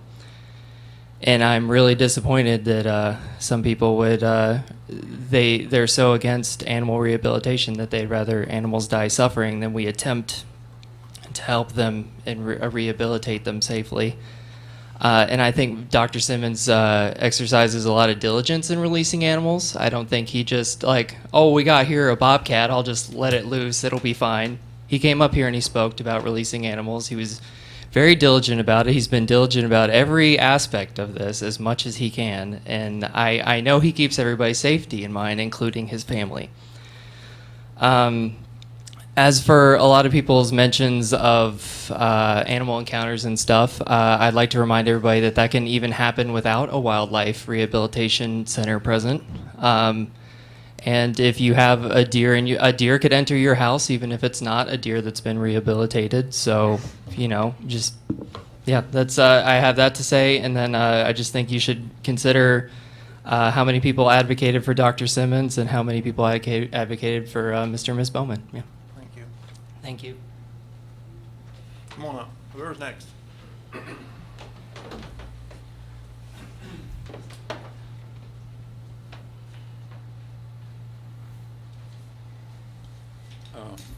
My name's Stephen Kapp. Husband of that lovely lady over there. That should get me some accolades tonight, I hope. Mr. Kapp, do you agree to give truthful and accurate information as pertains to this Yes, case? especially that last statement about my wife. Couple things. First off, I'd like to thank the doctor for helping us out with the rehabilitation instance. It was a ferocious man-eating box turtle. And I would like to say that I appreciate having these services available in our county for when we do find an injured animal. We heard a lot about deer, and he's probably a lot more of an expert on white deer rehabilitation than I am. But I also would like to state that there are a lot more animals that he does that are probably harmless, anywhere from a sparrow again to our box turtle. Furthermore, I agree with the previous speaker. I think a man who is that committed and is spending that much time is not going to release these animals willy-nilly. Now, the other thing I would like to ask from the doctor before you make the decisions, we've heard a lot about traffic. We've heard a lot about a bobcat being released. I would like you to ask him, or him at least to provide me the information, roughly how many people visit his clinic in a week? Are we talking about 3 people, 2 people? As far as animals being dumped on somebody's porch, let's ask him to put up some signs. Okay, we now already know he's got an internet site. Can't he put directions on the internet site? Most of the things I've heard here are anecdotal about the animals. I live in Waco. We're surrounded by hayfields. We get the same animals at our place. We get black bears, we get fox, we get deer. I can drive a tractor up to 10 feet of a deer. I don't think it's because they've been released.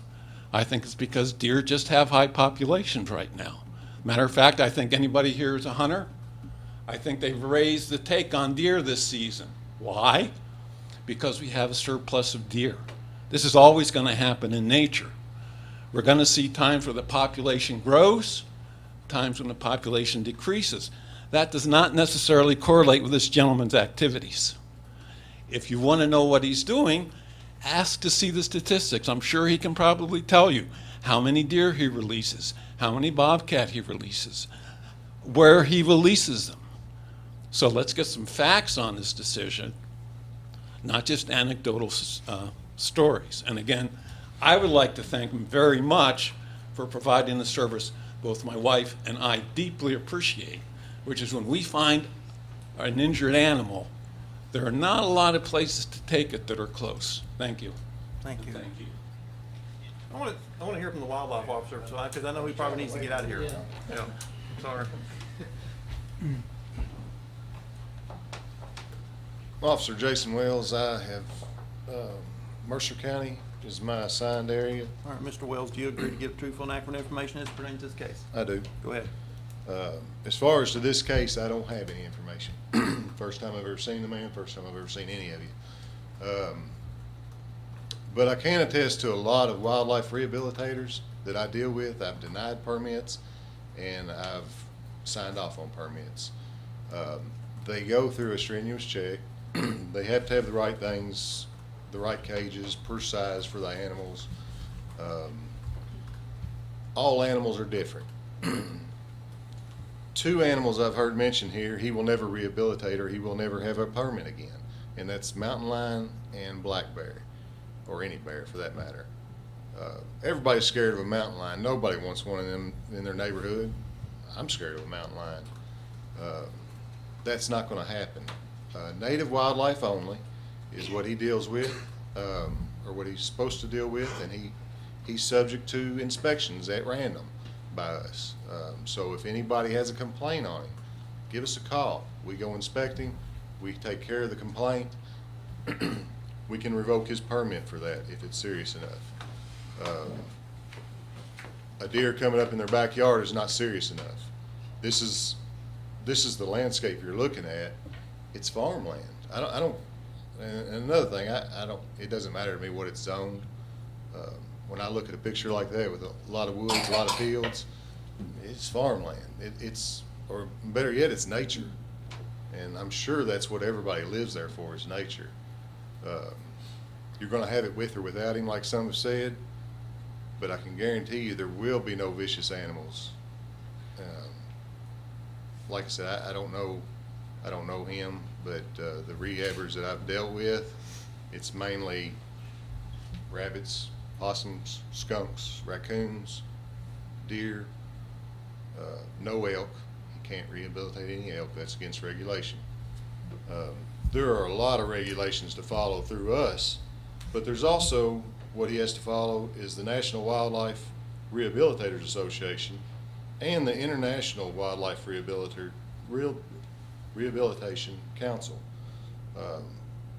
He has to pass a test or course with them, if you should say, to learn, and it's just a group of people, like-minded people, that can bounce ideas off of each other, how to raise this particular animal, how to release this particular animal, how to get it back into the wild at the safest way.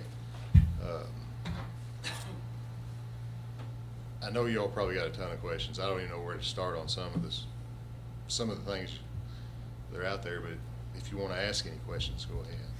I don't have any. I would just like to add, if you can briefly tell us what the regulations are on releasing, or if or? The releasing, it is pretty brief on releasing. He has to have landowner permission. That being said, if he's dumping raccoons, I should say, I'm a little bit country slang, sorry. If he's dumping raccoons out of his back door or on the back of his farm, they're gonna be a nuisance to him and everybody. He's not gonna do that. Nobody in their right mind would want, I mean, it's just as bad.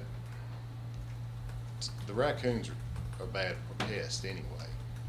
Their population has grown, but he obviously wouldn't do that. But there is no regulations to prevent that. But if we get a complaint from anybody in here, outside of here, I've got raccoons all over my porch all of a sudden.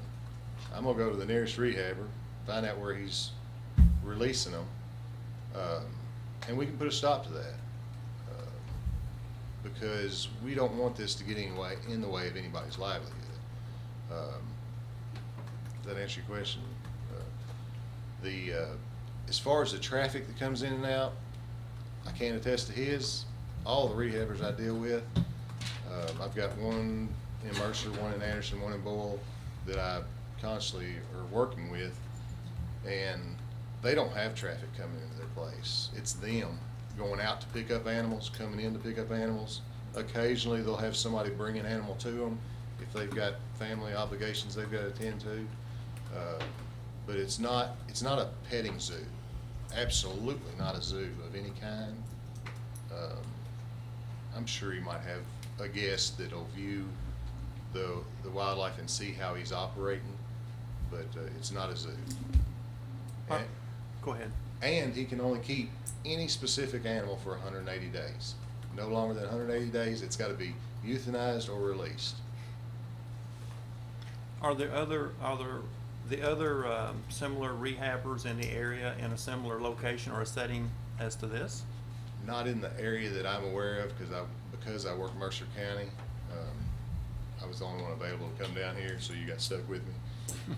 There's one in Anderson County that's real similar to this. It's a dead-end road. There's houses, multiple houses, 10, 20-acre tracts, bigger farms included. I have zero complaints. I've never had any complaints on my rehabbers like this. I don't know. So that was gonna be my question. Do you track complaints and Absolutely. investigations? Mhm. And how many have you had on Dr. Simmons since he's been in operation? Oh, as far as- Since he's been licensed? I haven't had any, zero complaints. And to my knowledge, he was inspected yesterday, by the way. Everything is up to standards. I didn't do the inspection, so I can't tell you what he's got.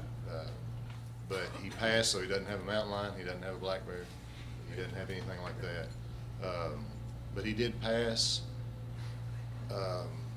We don't really track per se,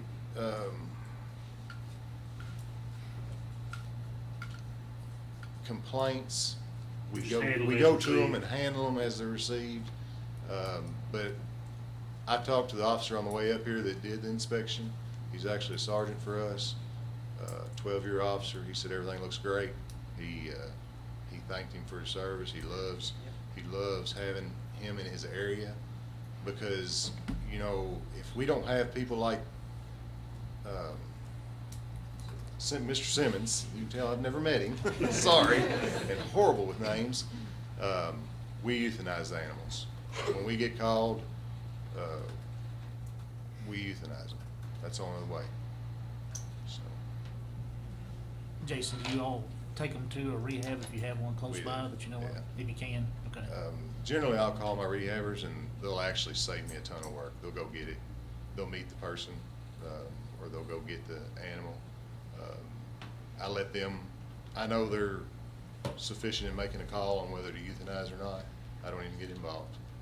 So my rehabbers will euthanize just as quick as they'll save. So, I mean, he's saving us a lot of time, but they are saving us a lot of time, but they're also saving a lot of wildlife's lives. I know somebody read about Connecticut. First thought in my mind, a lot harsher weather conditions in Connecticut than Kentucky. So that would have to play a role in that survival rate. There's a lot of different roles that are played in different habitats. That's one thing to your question on release, it has to be suitable habitat. He can't come to your 20-acre hayfield and just in the middle of the subdivision release a deer. It has to be suitable habitat, and he's got to know what that is. Plus, he has to have permission. Yes, yes. I mainly want to clear that up about the vicious animals because it was sounding like it was dangerous in a zoo, and it's not at all like that. Okay. Thank you, sir. Anybody else? Just one question, would it be possible for you to tag the deer on release to make sure they're not a nuisance? I started to, Nope. I want to hear everybody else first. You're gonna get the last word. I got her behind you there. I've still got you, Bart. Bart, you gonna come over and stand next to the wall next to her? Should be done in just a second. Hi, my name is Lisa Knapp. I live at 213 James Thomas Way. All right, Ms. Knapp, do you agree to give truthful and accurate information as pertains to this case? I do. All right. I don't know Dr. Simmons. I've never met him. I'm on the board of directors of the Madison County Humane Society here in Richmond, serving the community for the last 50 years. And I just want to give you guys a bit of context. We're a 100% volunteer organization, and we get dozens of calls every day from not only Madison County residents, but the surrounding counties and even outside of Madison County because they don't have anybody to help them. And everybody's familiar with the Humane Society name, so we get the calls. And we get calls of people who have, hit a deer, who have seen an injured animal, and they need somewhere to go. And the only place that we know to have them contact is Dr. Simmons. I've never met the man, okay? But he is a community resource. When people call us, and we get anywhere from 30 to 50 calls a day, and we're all volunteers. We all have full-time jobs, and we're trying to serve our community. And they're panicked. They don't know what to do. They don't know where to take the animal. They don't have the resources to bring it to a regular vet. And I just think you guys need a bit of perspective to think about the big picture and the citizens of this county and those surrounding. And they need this resource.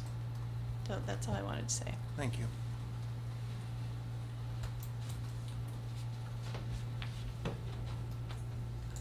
I have to say in my heart, Bart Bowman, I don't disagree with what he's doing. What I'm trying to say is the pressure to the environment. If we have a healthy deer population there, what do you do when you release 13 more? Again, we also have what is 21? It's a state highway. If one of his released deer goes up there and gets hit by a car, who's held responsible? Who's liable for those? And again, this is all done inside a R1 area. It's not on the outskirts. It's right in the middle of a single family dwelling area. That's where the man bought. Thank you. Thank you. Mr. Wells, you have anything else? Yes, Officer Wells. I just thought of something earlier that I forgot. Speaking of releasing deer on his small acreage, or any wildlife for that matter, he talked about earlier that he's got different places to release. If that was the only problem, if that was the problem behind this,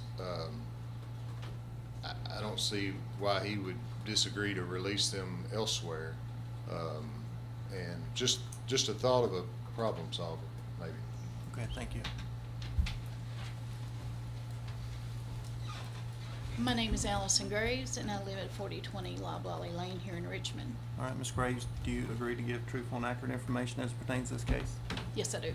Continue for me, please. I would like to talk or say that I am for Dr. Simmons, and as a veterinary nurse at Advanced Animal Care here in Richmond, which is a 24-hour service, the phone constantly rings off the wall with people wanting us to take in wildlife.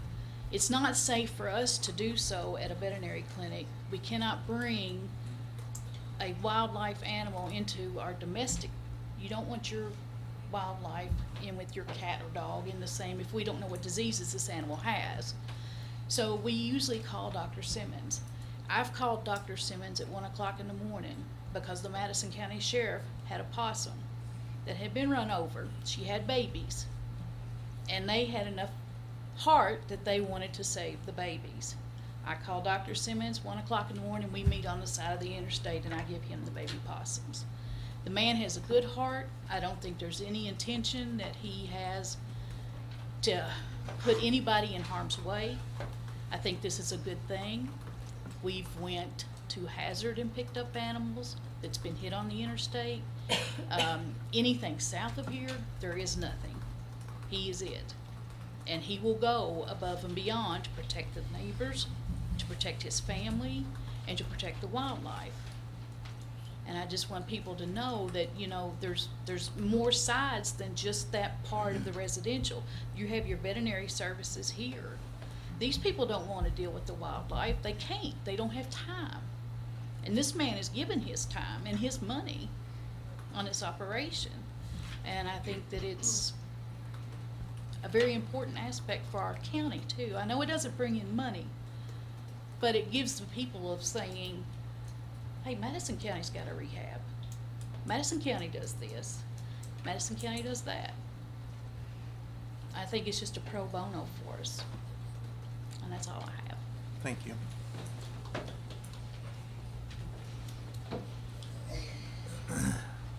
Steph, excuse me.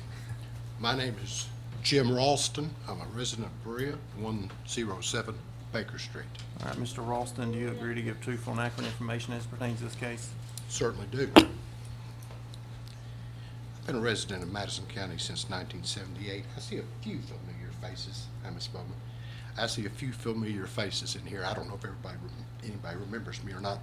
I'm the world's oldest retired paramedic. I was a paramedic here in the county for 23 years, and after that, I worked as assistant to the corporate counsel for probably the second largest private EMS provider in the country. But anyway, if my face looks familiar, which I hope it doesn't. You've seen me during bad times. I've never met Dr. Simmons. I didn't know who he was till he stood up. But not a problem. You can take it out if you need to. I've never met Dr. Simmons. Never seen him till I came in the room. I live in Berea. Something caught my attention about this. I said, you know, let's look into this. You know, heck, I'm a taxpayer. Let's look into this. Now, what I want to say, I'm not an activist. I'm a factivist. What I want to say I brought to you, I didn't get it off of Facebook. Any research that I've done is either public records or anything I've obtained pursuant to the Kentucky Open Records Act, KRS 61.870. Here's some facts. Don't be misled that he's got an exclusive franchise for 50 counties to bring in and rehabilitate animals. He probably does as much as he can. I don't know his exact resources, his logistics, but I'm sure he would like more. However, put your fears at ease about having a mass influx of crippled animals, even if he did release them locally, which I've reviewed the regulations, he doesn't. Okay? There are 43 licensed rehabilitators in the Commonwealth of Kentucky. 42 of those are restricted to indigenous, localized animals. The only exception is being over at Jessamine County where they have a primate center. That's neither here nor there. The 43 licensed rehabilitators spread into 35 Kentucky counties. If you do the math real simple, that's one for every 3 counties. So he certainly doesn't have a franchise on a dozen counties. Sure, he has his hands full, but as far as massive influx of animals and bunk beds, beavers in a bunk bed, it's not going to happen. Dr. Simmons has never met me. I don't believe you've ever seen me. I don't know. good. I'm glad. Anyway, Dr. Simmons, he attended Tuskegee University, graduated in 2010. I did a little research. Okay? Well, after I left being a county paramedic and I was private sector, I traveled through the South a lot and made a lot of contacts. Just so happens, Tuskegee University's up the road from Auburn University. Know a lot of people there. I called the dean of the veterinary school, Dr. Ruby Perry, asked her about Dr. Simmons. Miss Perry, in her own southern drawl, said, Mr. Jim, I can't tell you anything about Dr. Simmons. I've just been dean since 2012. But she kindly referred me to Dr. Segay, and forgive this pronunciation, but Haptomerium. He's quite like me now, he's semi-retired. He recalled, he's like me, he's long in the tooth. Short-term memory wasn't good, but his long-term memory was great. He was the dean of students when this young man was a dental student there. His recollection of him, and if I get this correct, clean-cut, intelligent, aggressive, and by the book. Although I don't have a lot of in-depth information other than the school he went to, seems that my investigation shows that he did advanced internships both in New York and in California, which would include rehabilitating medicine. Excuse me, like I said, I'm long in the tooth here. I'm not as fast as I used to be. Checking the records, out of the 43 licensed rehabilitators in the last 24 months, there has probably been less than 24 actionable complaints, with none of them being upon Central Kentucky Wildlife Hospital. Everybody's probably laid out the heartstrings of conservation. I'm not going to tug at your heartstrings. I deal with facts, okay? Just facts. I'm not going to tug at your heartstrings. I look at that, and I try to look at simple. I look at all that wooded area, and I look at the streets. You've got sympathy for the animals, because the animals didn't go in there and plant those trees and move in. We're the ones that came in there. Meh. Then you have the pecuniary side.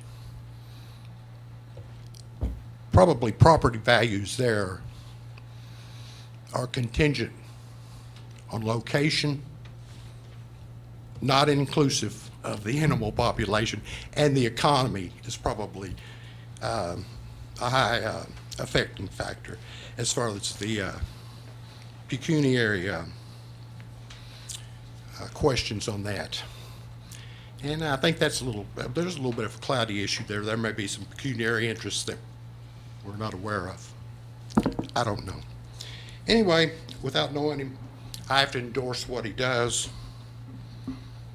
And don't know his family, but I think they're proud of him. I think the community's proud of him. I think it would make everyone proud. Oh, one more thing. Dr. Haptomerium said one thing. I've got to quote him. I had to do this. I'll quote this. He said, you know, I can say one thing for what efforts he is doing now. He said, in the end, we will conserve what we love. We will love only what we understand, and we will understand only what we're taught. And I thought those were very wise words from a very educated man, much more than I. Thank you for your time. Thank you for your consideration. Thank you. Let me remind everybody, we're not here to debate Mr. Simmons' integrity or what he does. He does a great service, I'm sure, and I'm sure he's a great guy. We're here to talk about where he's doing, where he wants to do this rehab and stuff. So I don't want to hold you guys anymore, so it's been a long, oh, sorry.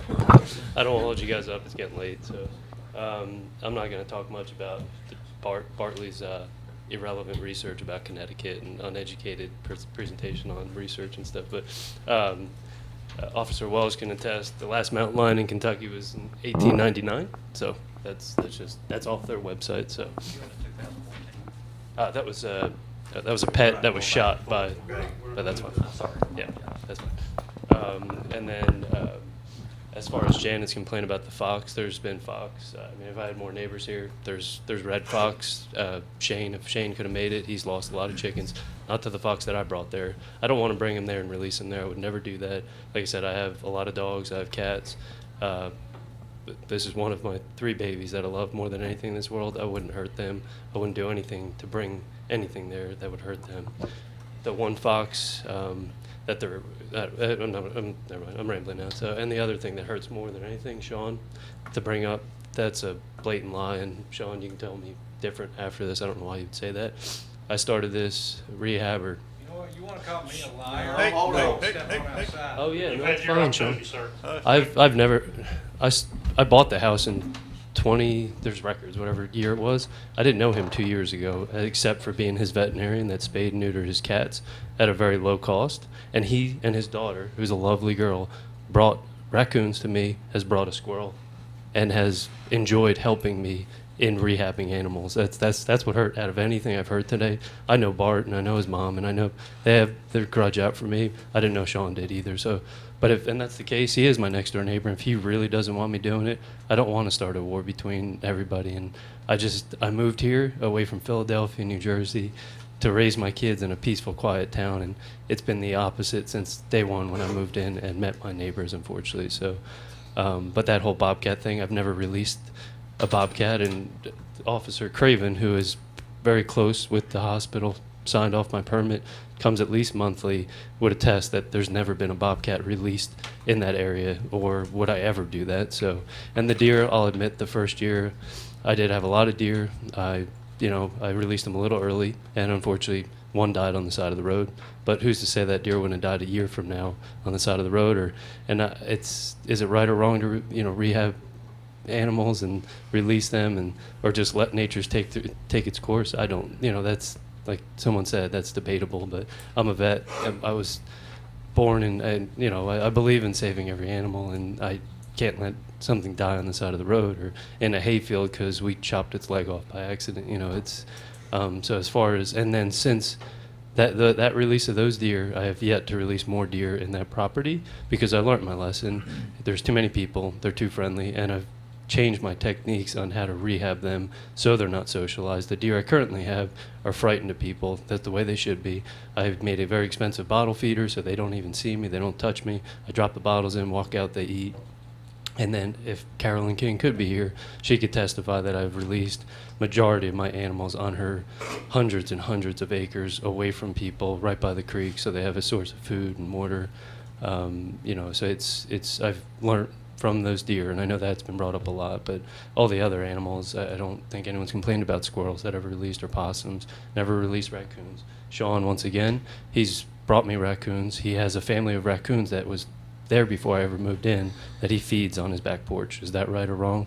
I'm not here to say that, but like I said, that whole bobcat thing, that really bothered me more than anything. But and then this is, you guys don't have to read through it, but there's just letters from other veterinarians in the area that, once again, they get calls, they get people that bring these animals in for help, and they can't help them because they don't have their permits or they're busy and they just don't have the time to do it. So, like I said, it's like I said, I always wanted to do this. Is this the perfect spot for it? No, but I don't, unless someone else has $1 million to grant me to move my facility, I'd gladly do it. I really would. But I'm trying to do the best I can. After my brothers passed away, they taught me how to be an animal lover and take care of animals, and I did it in their memory, and that's what, it's just for Thank you.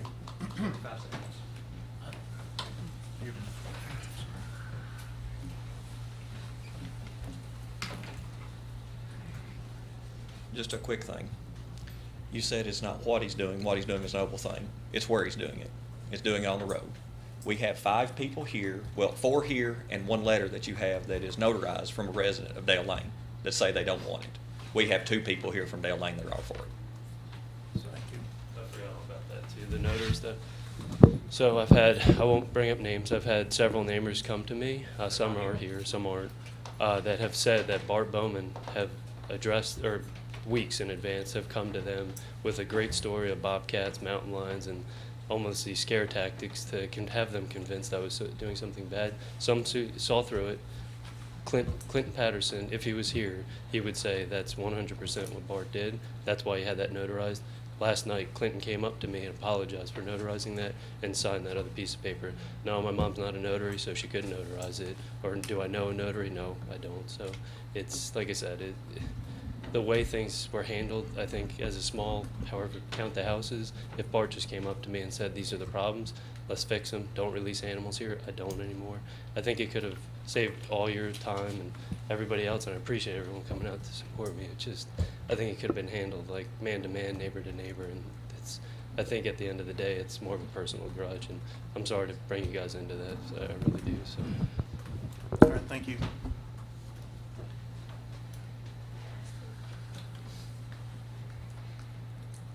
Anybody else that wants to speak? Because we're about ready to wrap it up here. Thank you. As a first grade Just your teacher, name, tell me. Janet Bowman, 250 Dale Lane. As a first grade teacher, I want to do what I can to make it better because we're not fixing this right now. This has brought out a lot of anger and a lot of fear, and I'm one of them that's scared to death. The gray fox that escaped from his refuge center frequents my patio, but I've learned to stay in, and I've learned how to deal with it. And I would just like to say to you, Kevin, I don't have any grudge against you. I don't have any grudge against Heather and your little fellas. I played with them in the creek the other day. There's nothing there. Bart doesn't have any grudge against you. He carried you out of the woods when you ziplined and broke your hip. He went and got 911 and brought him in because they didn't Miss know where to Bowman, go. Miss Bowman, keep it specific And here. and I'm just saying, Miss Bowman, keep it on topic here. okay, but I'm just wanting to talk to heal. me.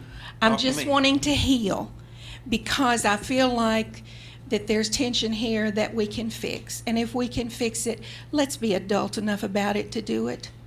Let's say, how can we work out a situation where I don't feel threatened and I'm not afraid to be on my property and I'm comfortable with what's going on? And if Mr. Simmons could agree that when he has an animal that might be of danger or that one does get out, that we have an alert so that we can protect ourselves. I just want everybody to get along and I want it to work, but I don't want to take any more of your time. Thank you. Sorry, Kevin Simmons, one last thing. I tried to avoid the gray fox, the whole gray fox situation. And that's why Officer Craven wasn't here, because it was involved Fish and Wildlife.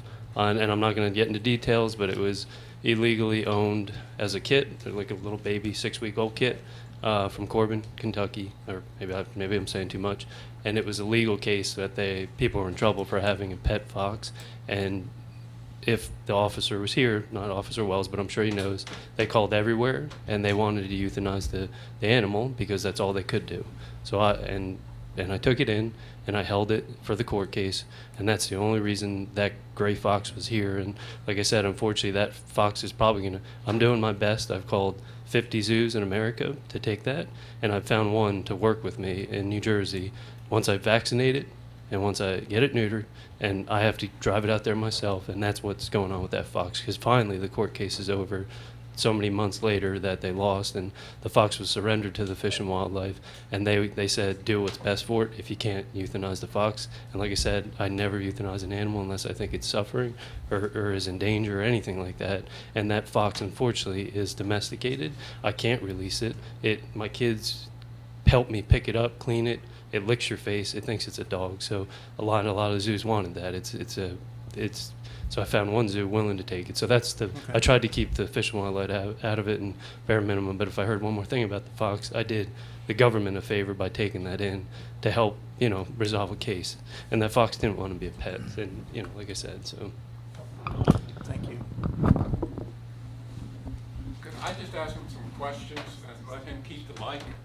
Because I think you should have some unanswered questions. First off, roughly about how many cars? Sir, you're gonna Come back up here. Come back up here. You asked me You're the gonna have to questions and he's respect gonna our hear. process, okay? This is a legal proceeding. First question, roughly how many cars do you think? Here, Oh, talk to I me. come up here and ask? No, you talk to give me. testimony. You're Oh, giving you're giving testimony. testimony. Talk I to can us. only give give a speech. testimony, I can't ask him questions? You asked him, they're just just, come back I up would, and I would respond just to like what I- somebody to ask him very clearly, A, that he agrees he's not going to be at this point releasing deer, raccoon, foxes, nuisance animals in the immediate He area. didn't release animals on his property. Okay. Secondly, the other thing, I haven't heard yet how many cars, say, in a given week he's going to go. Is this concern The wildlife about? officer just said he goes and gets most of the animals also. Okay, but how many times are we talking about a week? I mean, they've objected about heavy traffic. Is there heavy traffic? I think you would want to know that before you make a decision. You need to let the board be the ones to determine what questions they feel necessary. I'll make it Just a quick. quick Yeah, rebuttal. I'll make it quick. Quick rebuttal. Out of 2-something years I've been doing this, I've probably had 3, maybe 4 people come to the house, and it's not because I told them to.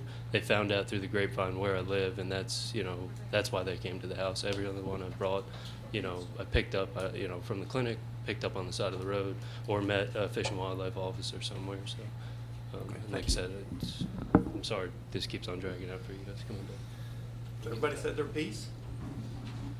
Everybody? Oh, sorry. No, it's that whole apartment thing. It's got. Don't worry about it.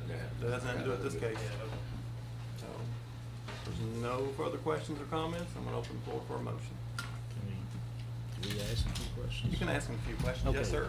Kevin, I'd like to ask you that specific question, because I've been trying to make a list of questions here. Does your website direct people to your location? No, there's no address. It says it has a pinpoint of like in the woods of somewhere in Dale, but it doesn't give an exact address. So Okay, you so- wouldn't be able to find it from So most Google of Maps. your animals are picked up by you. You're Or- contacted most of the time by the veterinaries or somebody or the local officials. Yes, And as far as traffic, then there's not. there's not. As No. far as you don't advertise to bring them.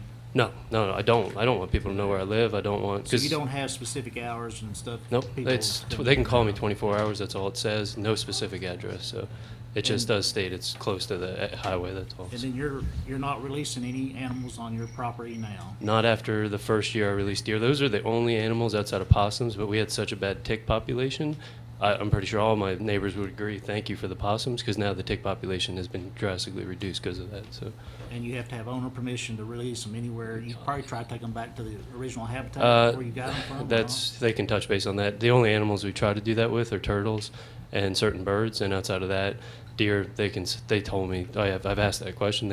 I've even asked them about Carolyn King's place up in the creek, and they said that's an ideal situation outside of being hunted and stuff like that, or natural coyotes and stuff to get them. But And do you tag all your animals? not tag so much. The deer I've kind of started making like little nicks to keep track of them if I ever did see them. And that was more the first year when I released them to see who did well and Well, stuff. the reason I was asking that is if you did identify your animals, I identify my cattle. I have a Yeah, cattle sure, farm, yeah. And I put tags in my ears so when they get on my neighbor, I know that Yep, they're mine. they're yours, yeah. Vice versa. Yeah. If you tagged your animals, then if They the could track 'em. neighbors Yep, had sure. something, then they would know they came from yours or they were just naturally already Sure, there. that's reasonable. I So could do that's it. just- I just try to shy away from because they're wild, and I just don't want a big yellow tag hanging off their 'Cause ear, we got kind of thing. concern So. with the neighbors, so that's Yeah, why I'm. no, I that's why understand I'm that. asking Sure, that. So yeah, yeah. To identify either they're your animals or they're naturally. I did it in my own little way, not that like someone would see from a distance. Like if it got hit by a car, I could tell from the little nick that I put like a V or something in their ear that Notch I could. their Yeah, ear. not Okay. sure. That's it. So. Okay. I think that's all I've got. Anybody else? I'll open the floor for a motion then. Well, I think it's the consensus of the crowd here that he's doing an admirable work.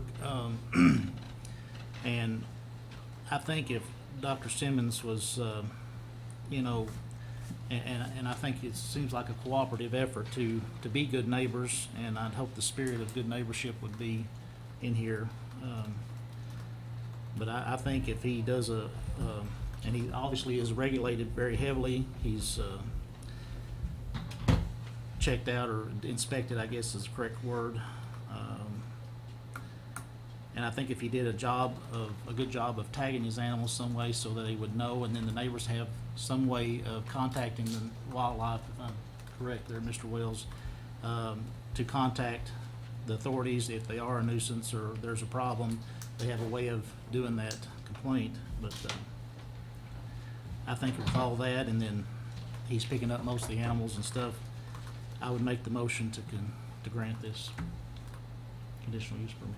Is that the only condition that you're putting on this motion? Is that he would tag his animals, None of the and that, yeah, he wouldn't be able to release the animals on his property. Animals tagged and no release on his property. Yes. And then do not advertise, you know, that for people to come in there for more traffic or whatever. All right, that's a motion with conditions. Do I hear a second? I'll second the motion. Call the roll, please. Chris Cooper, Yes. Jimmy Rogers, Yes. Valerie Hines, Yes. George Dillon. Yes. Motion passed. Motion passed. Mr. Simmons, your conditional use has been approved. Thank you, guys. Sorry, Mr. Thank you all. We'll feel free to Yeah, contact. no, it's okay. Hang on, just if you can wait just a minute. Oh, yeah. Thank you very much. Yes, sir. Thank you very much. Glad you all came. I knocked that off. I'm sorry. Okay. Thank you very much. Thank you very much.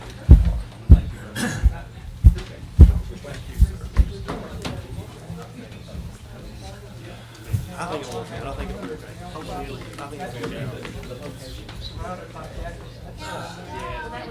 Oh, that's still. He's not advertising. He's not.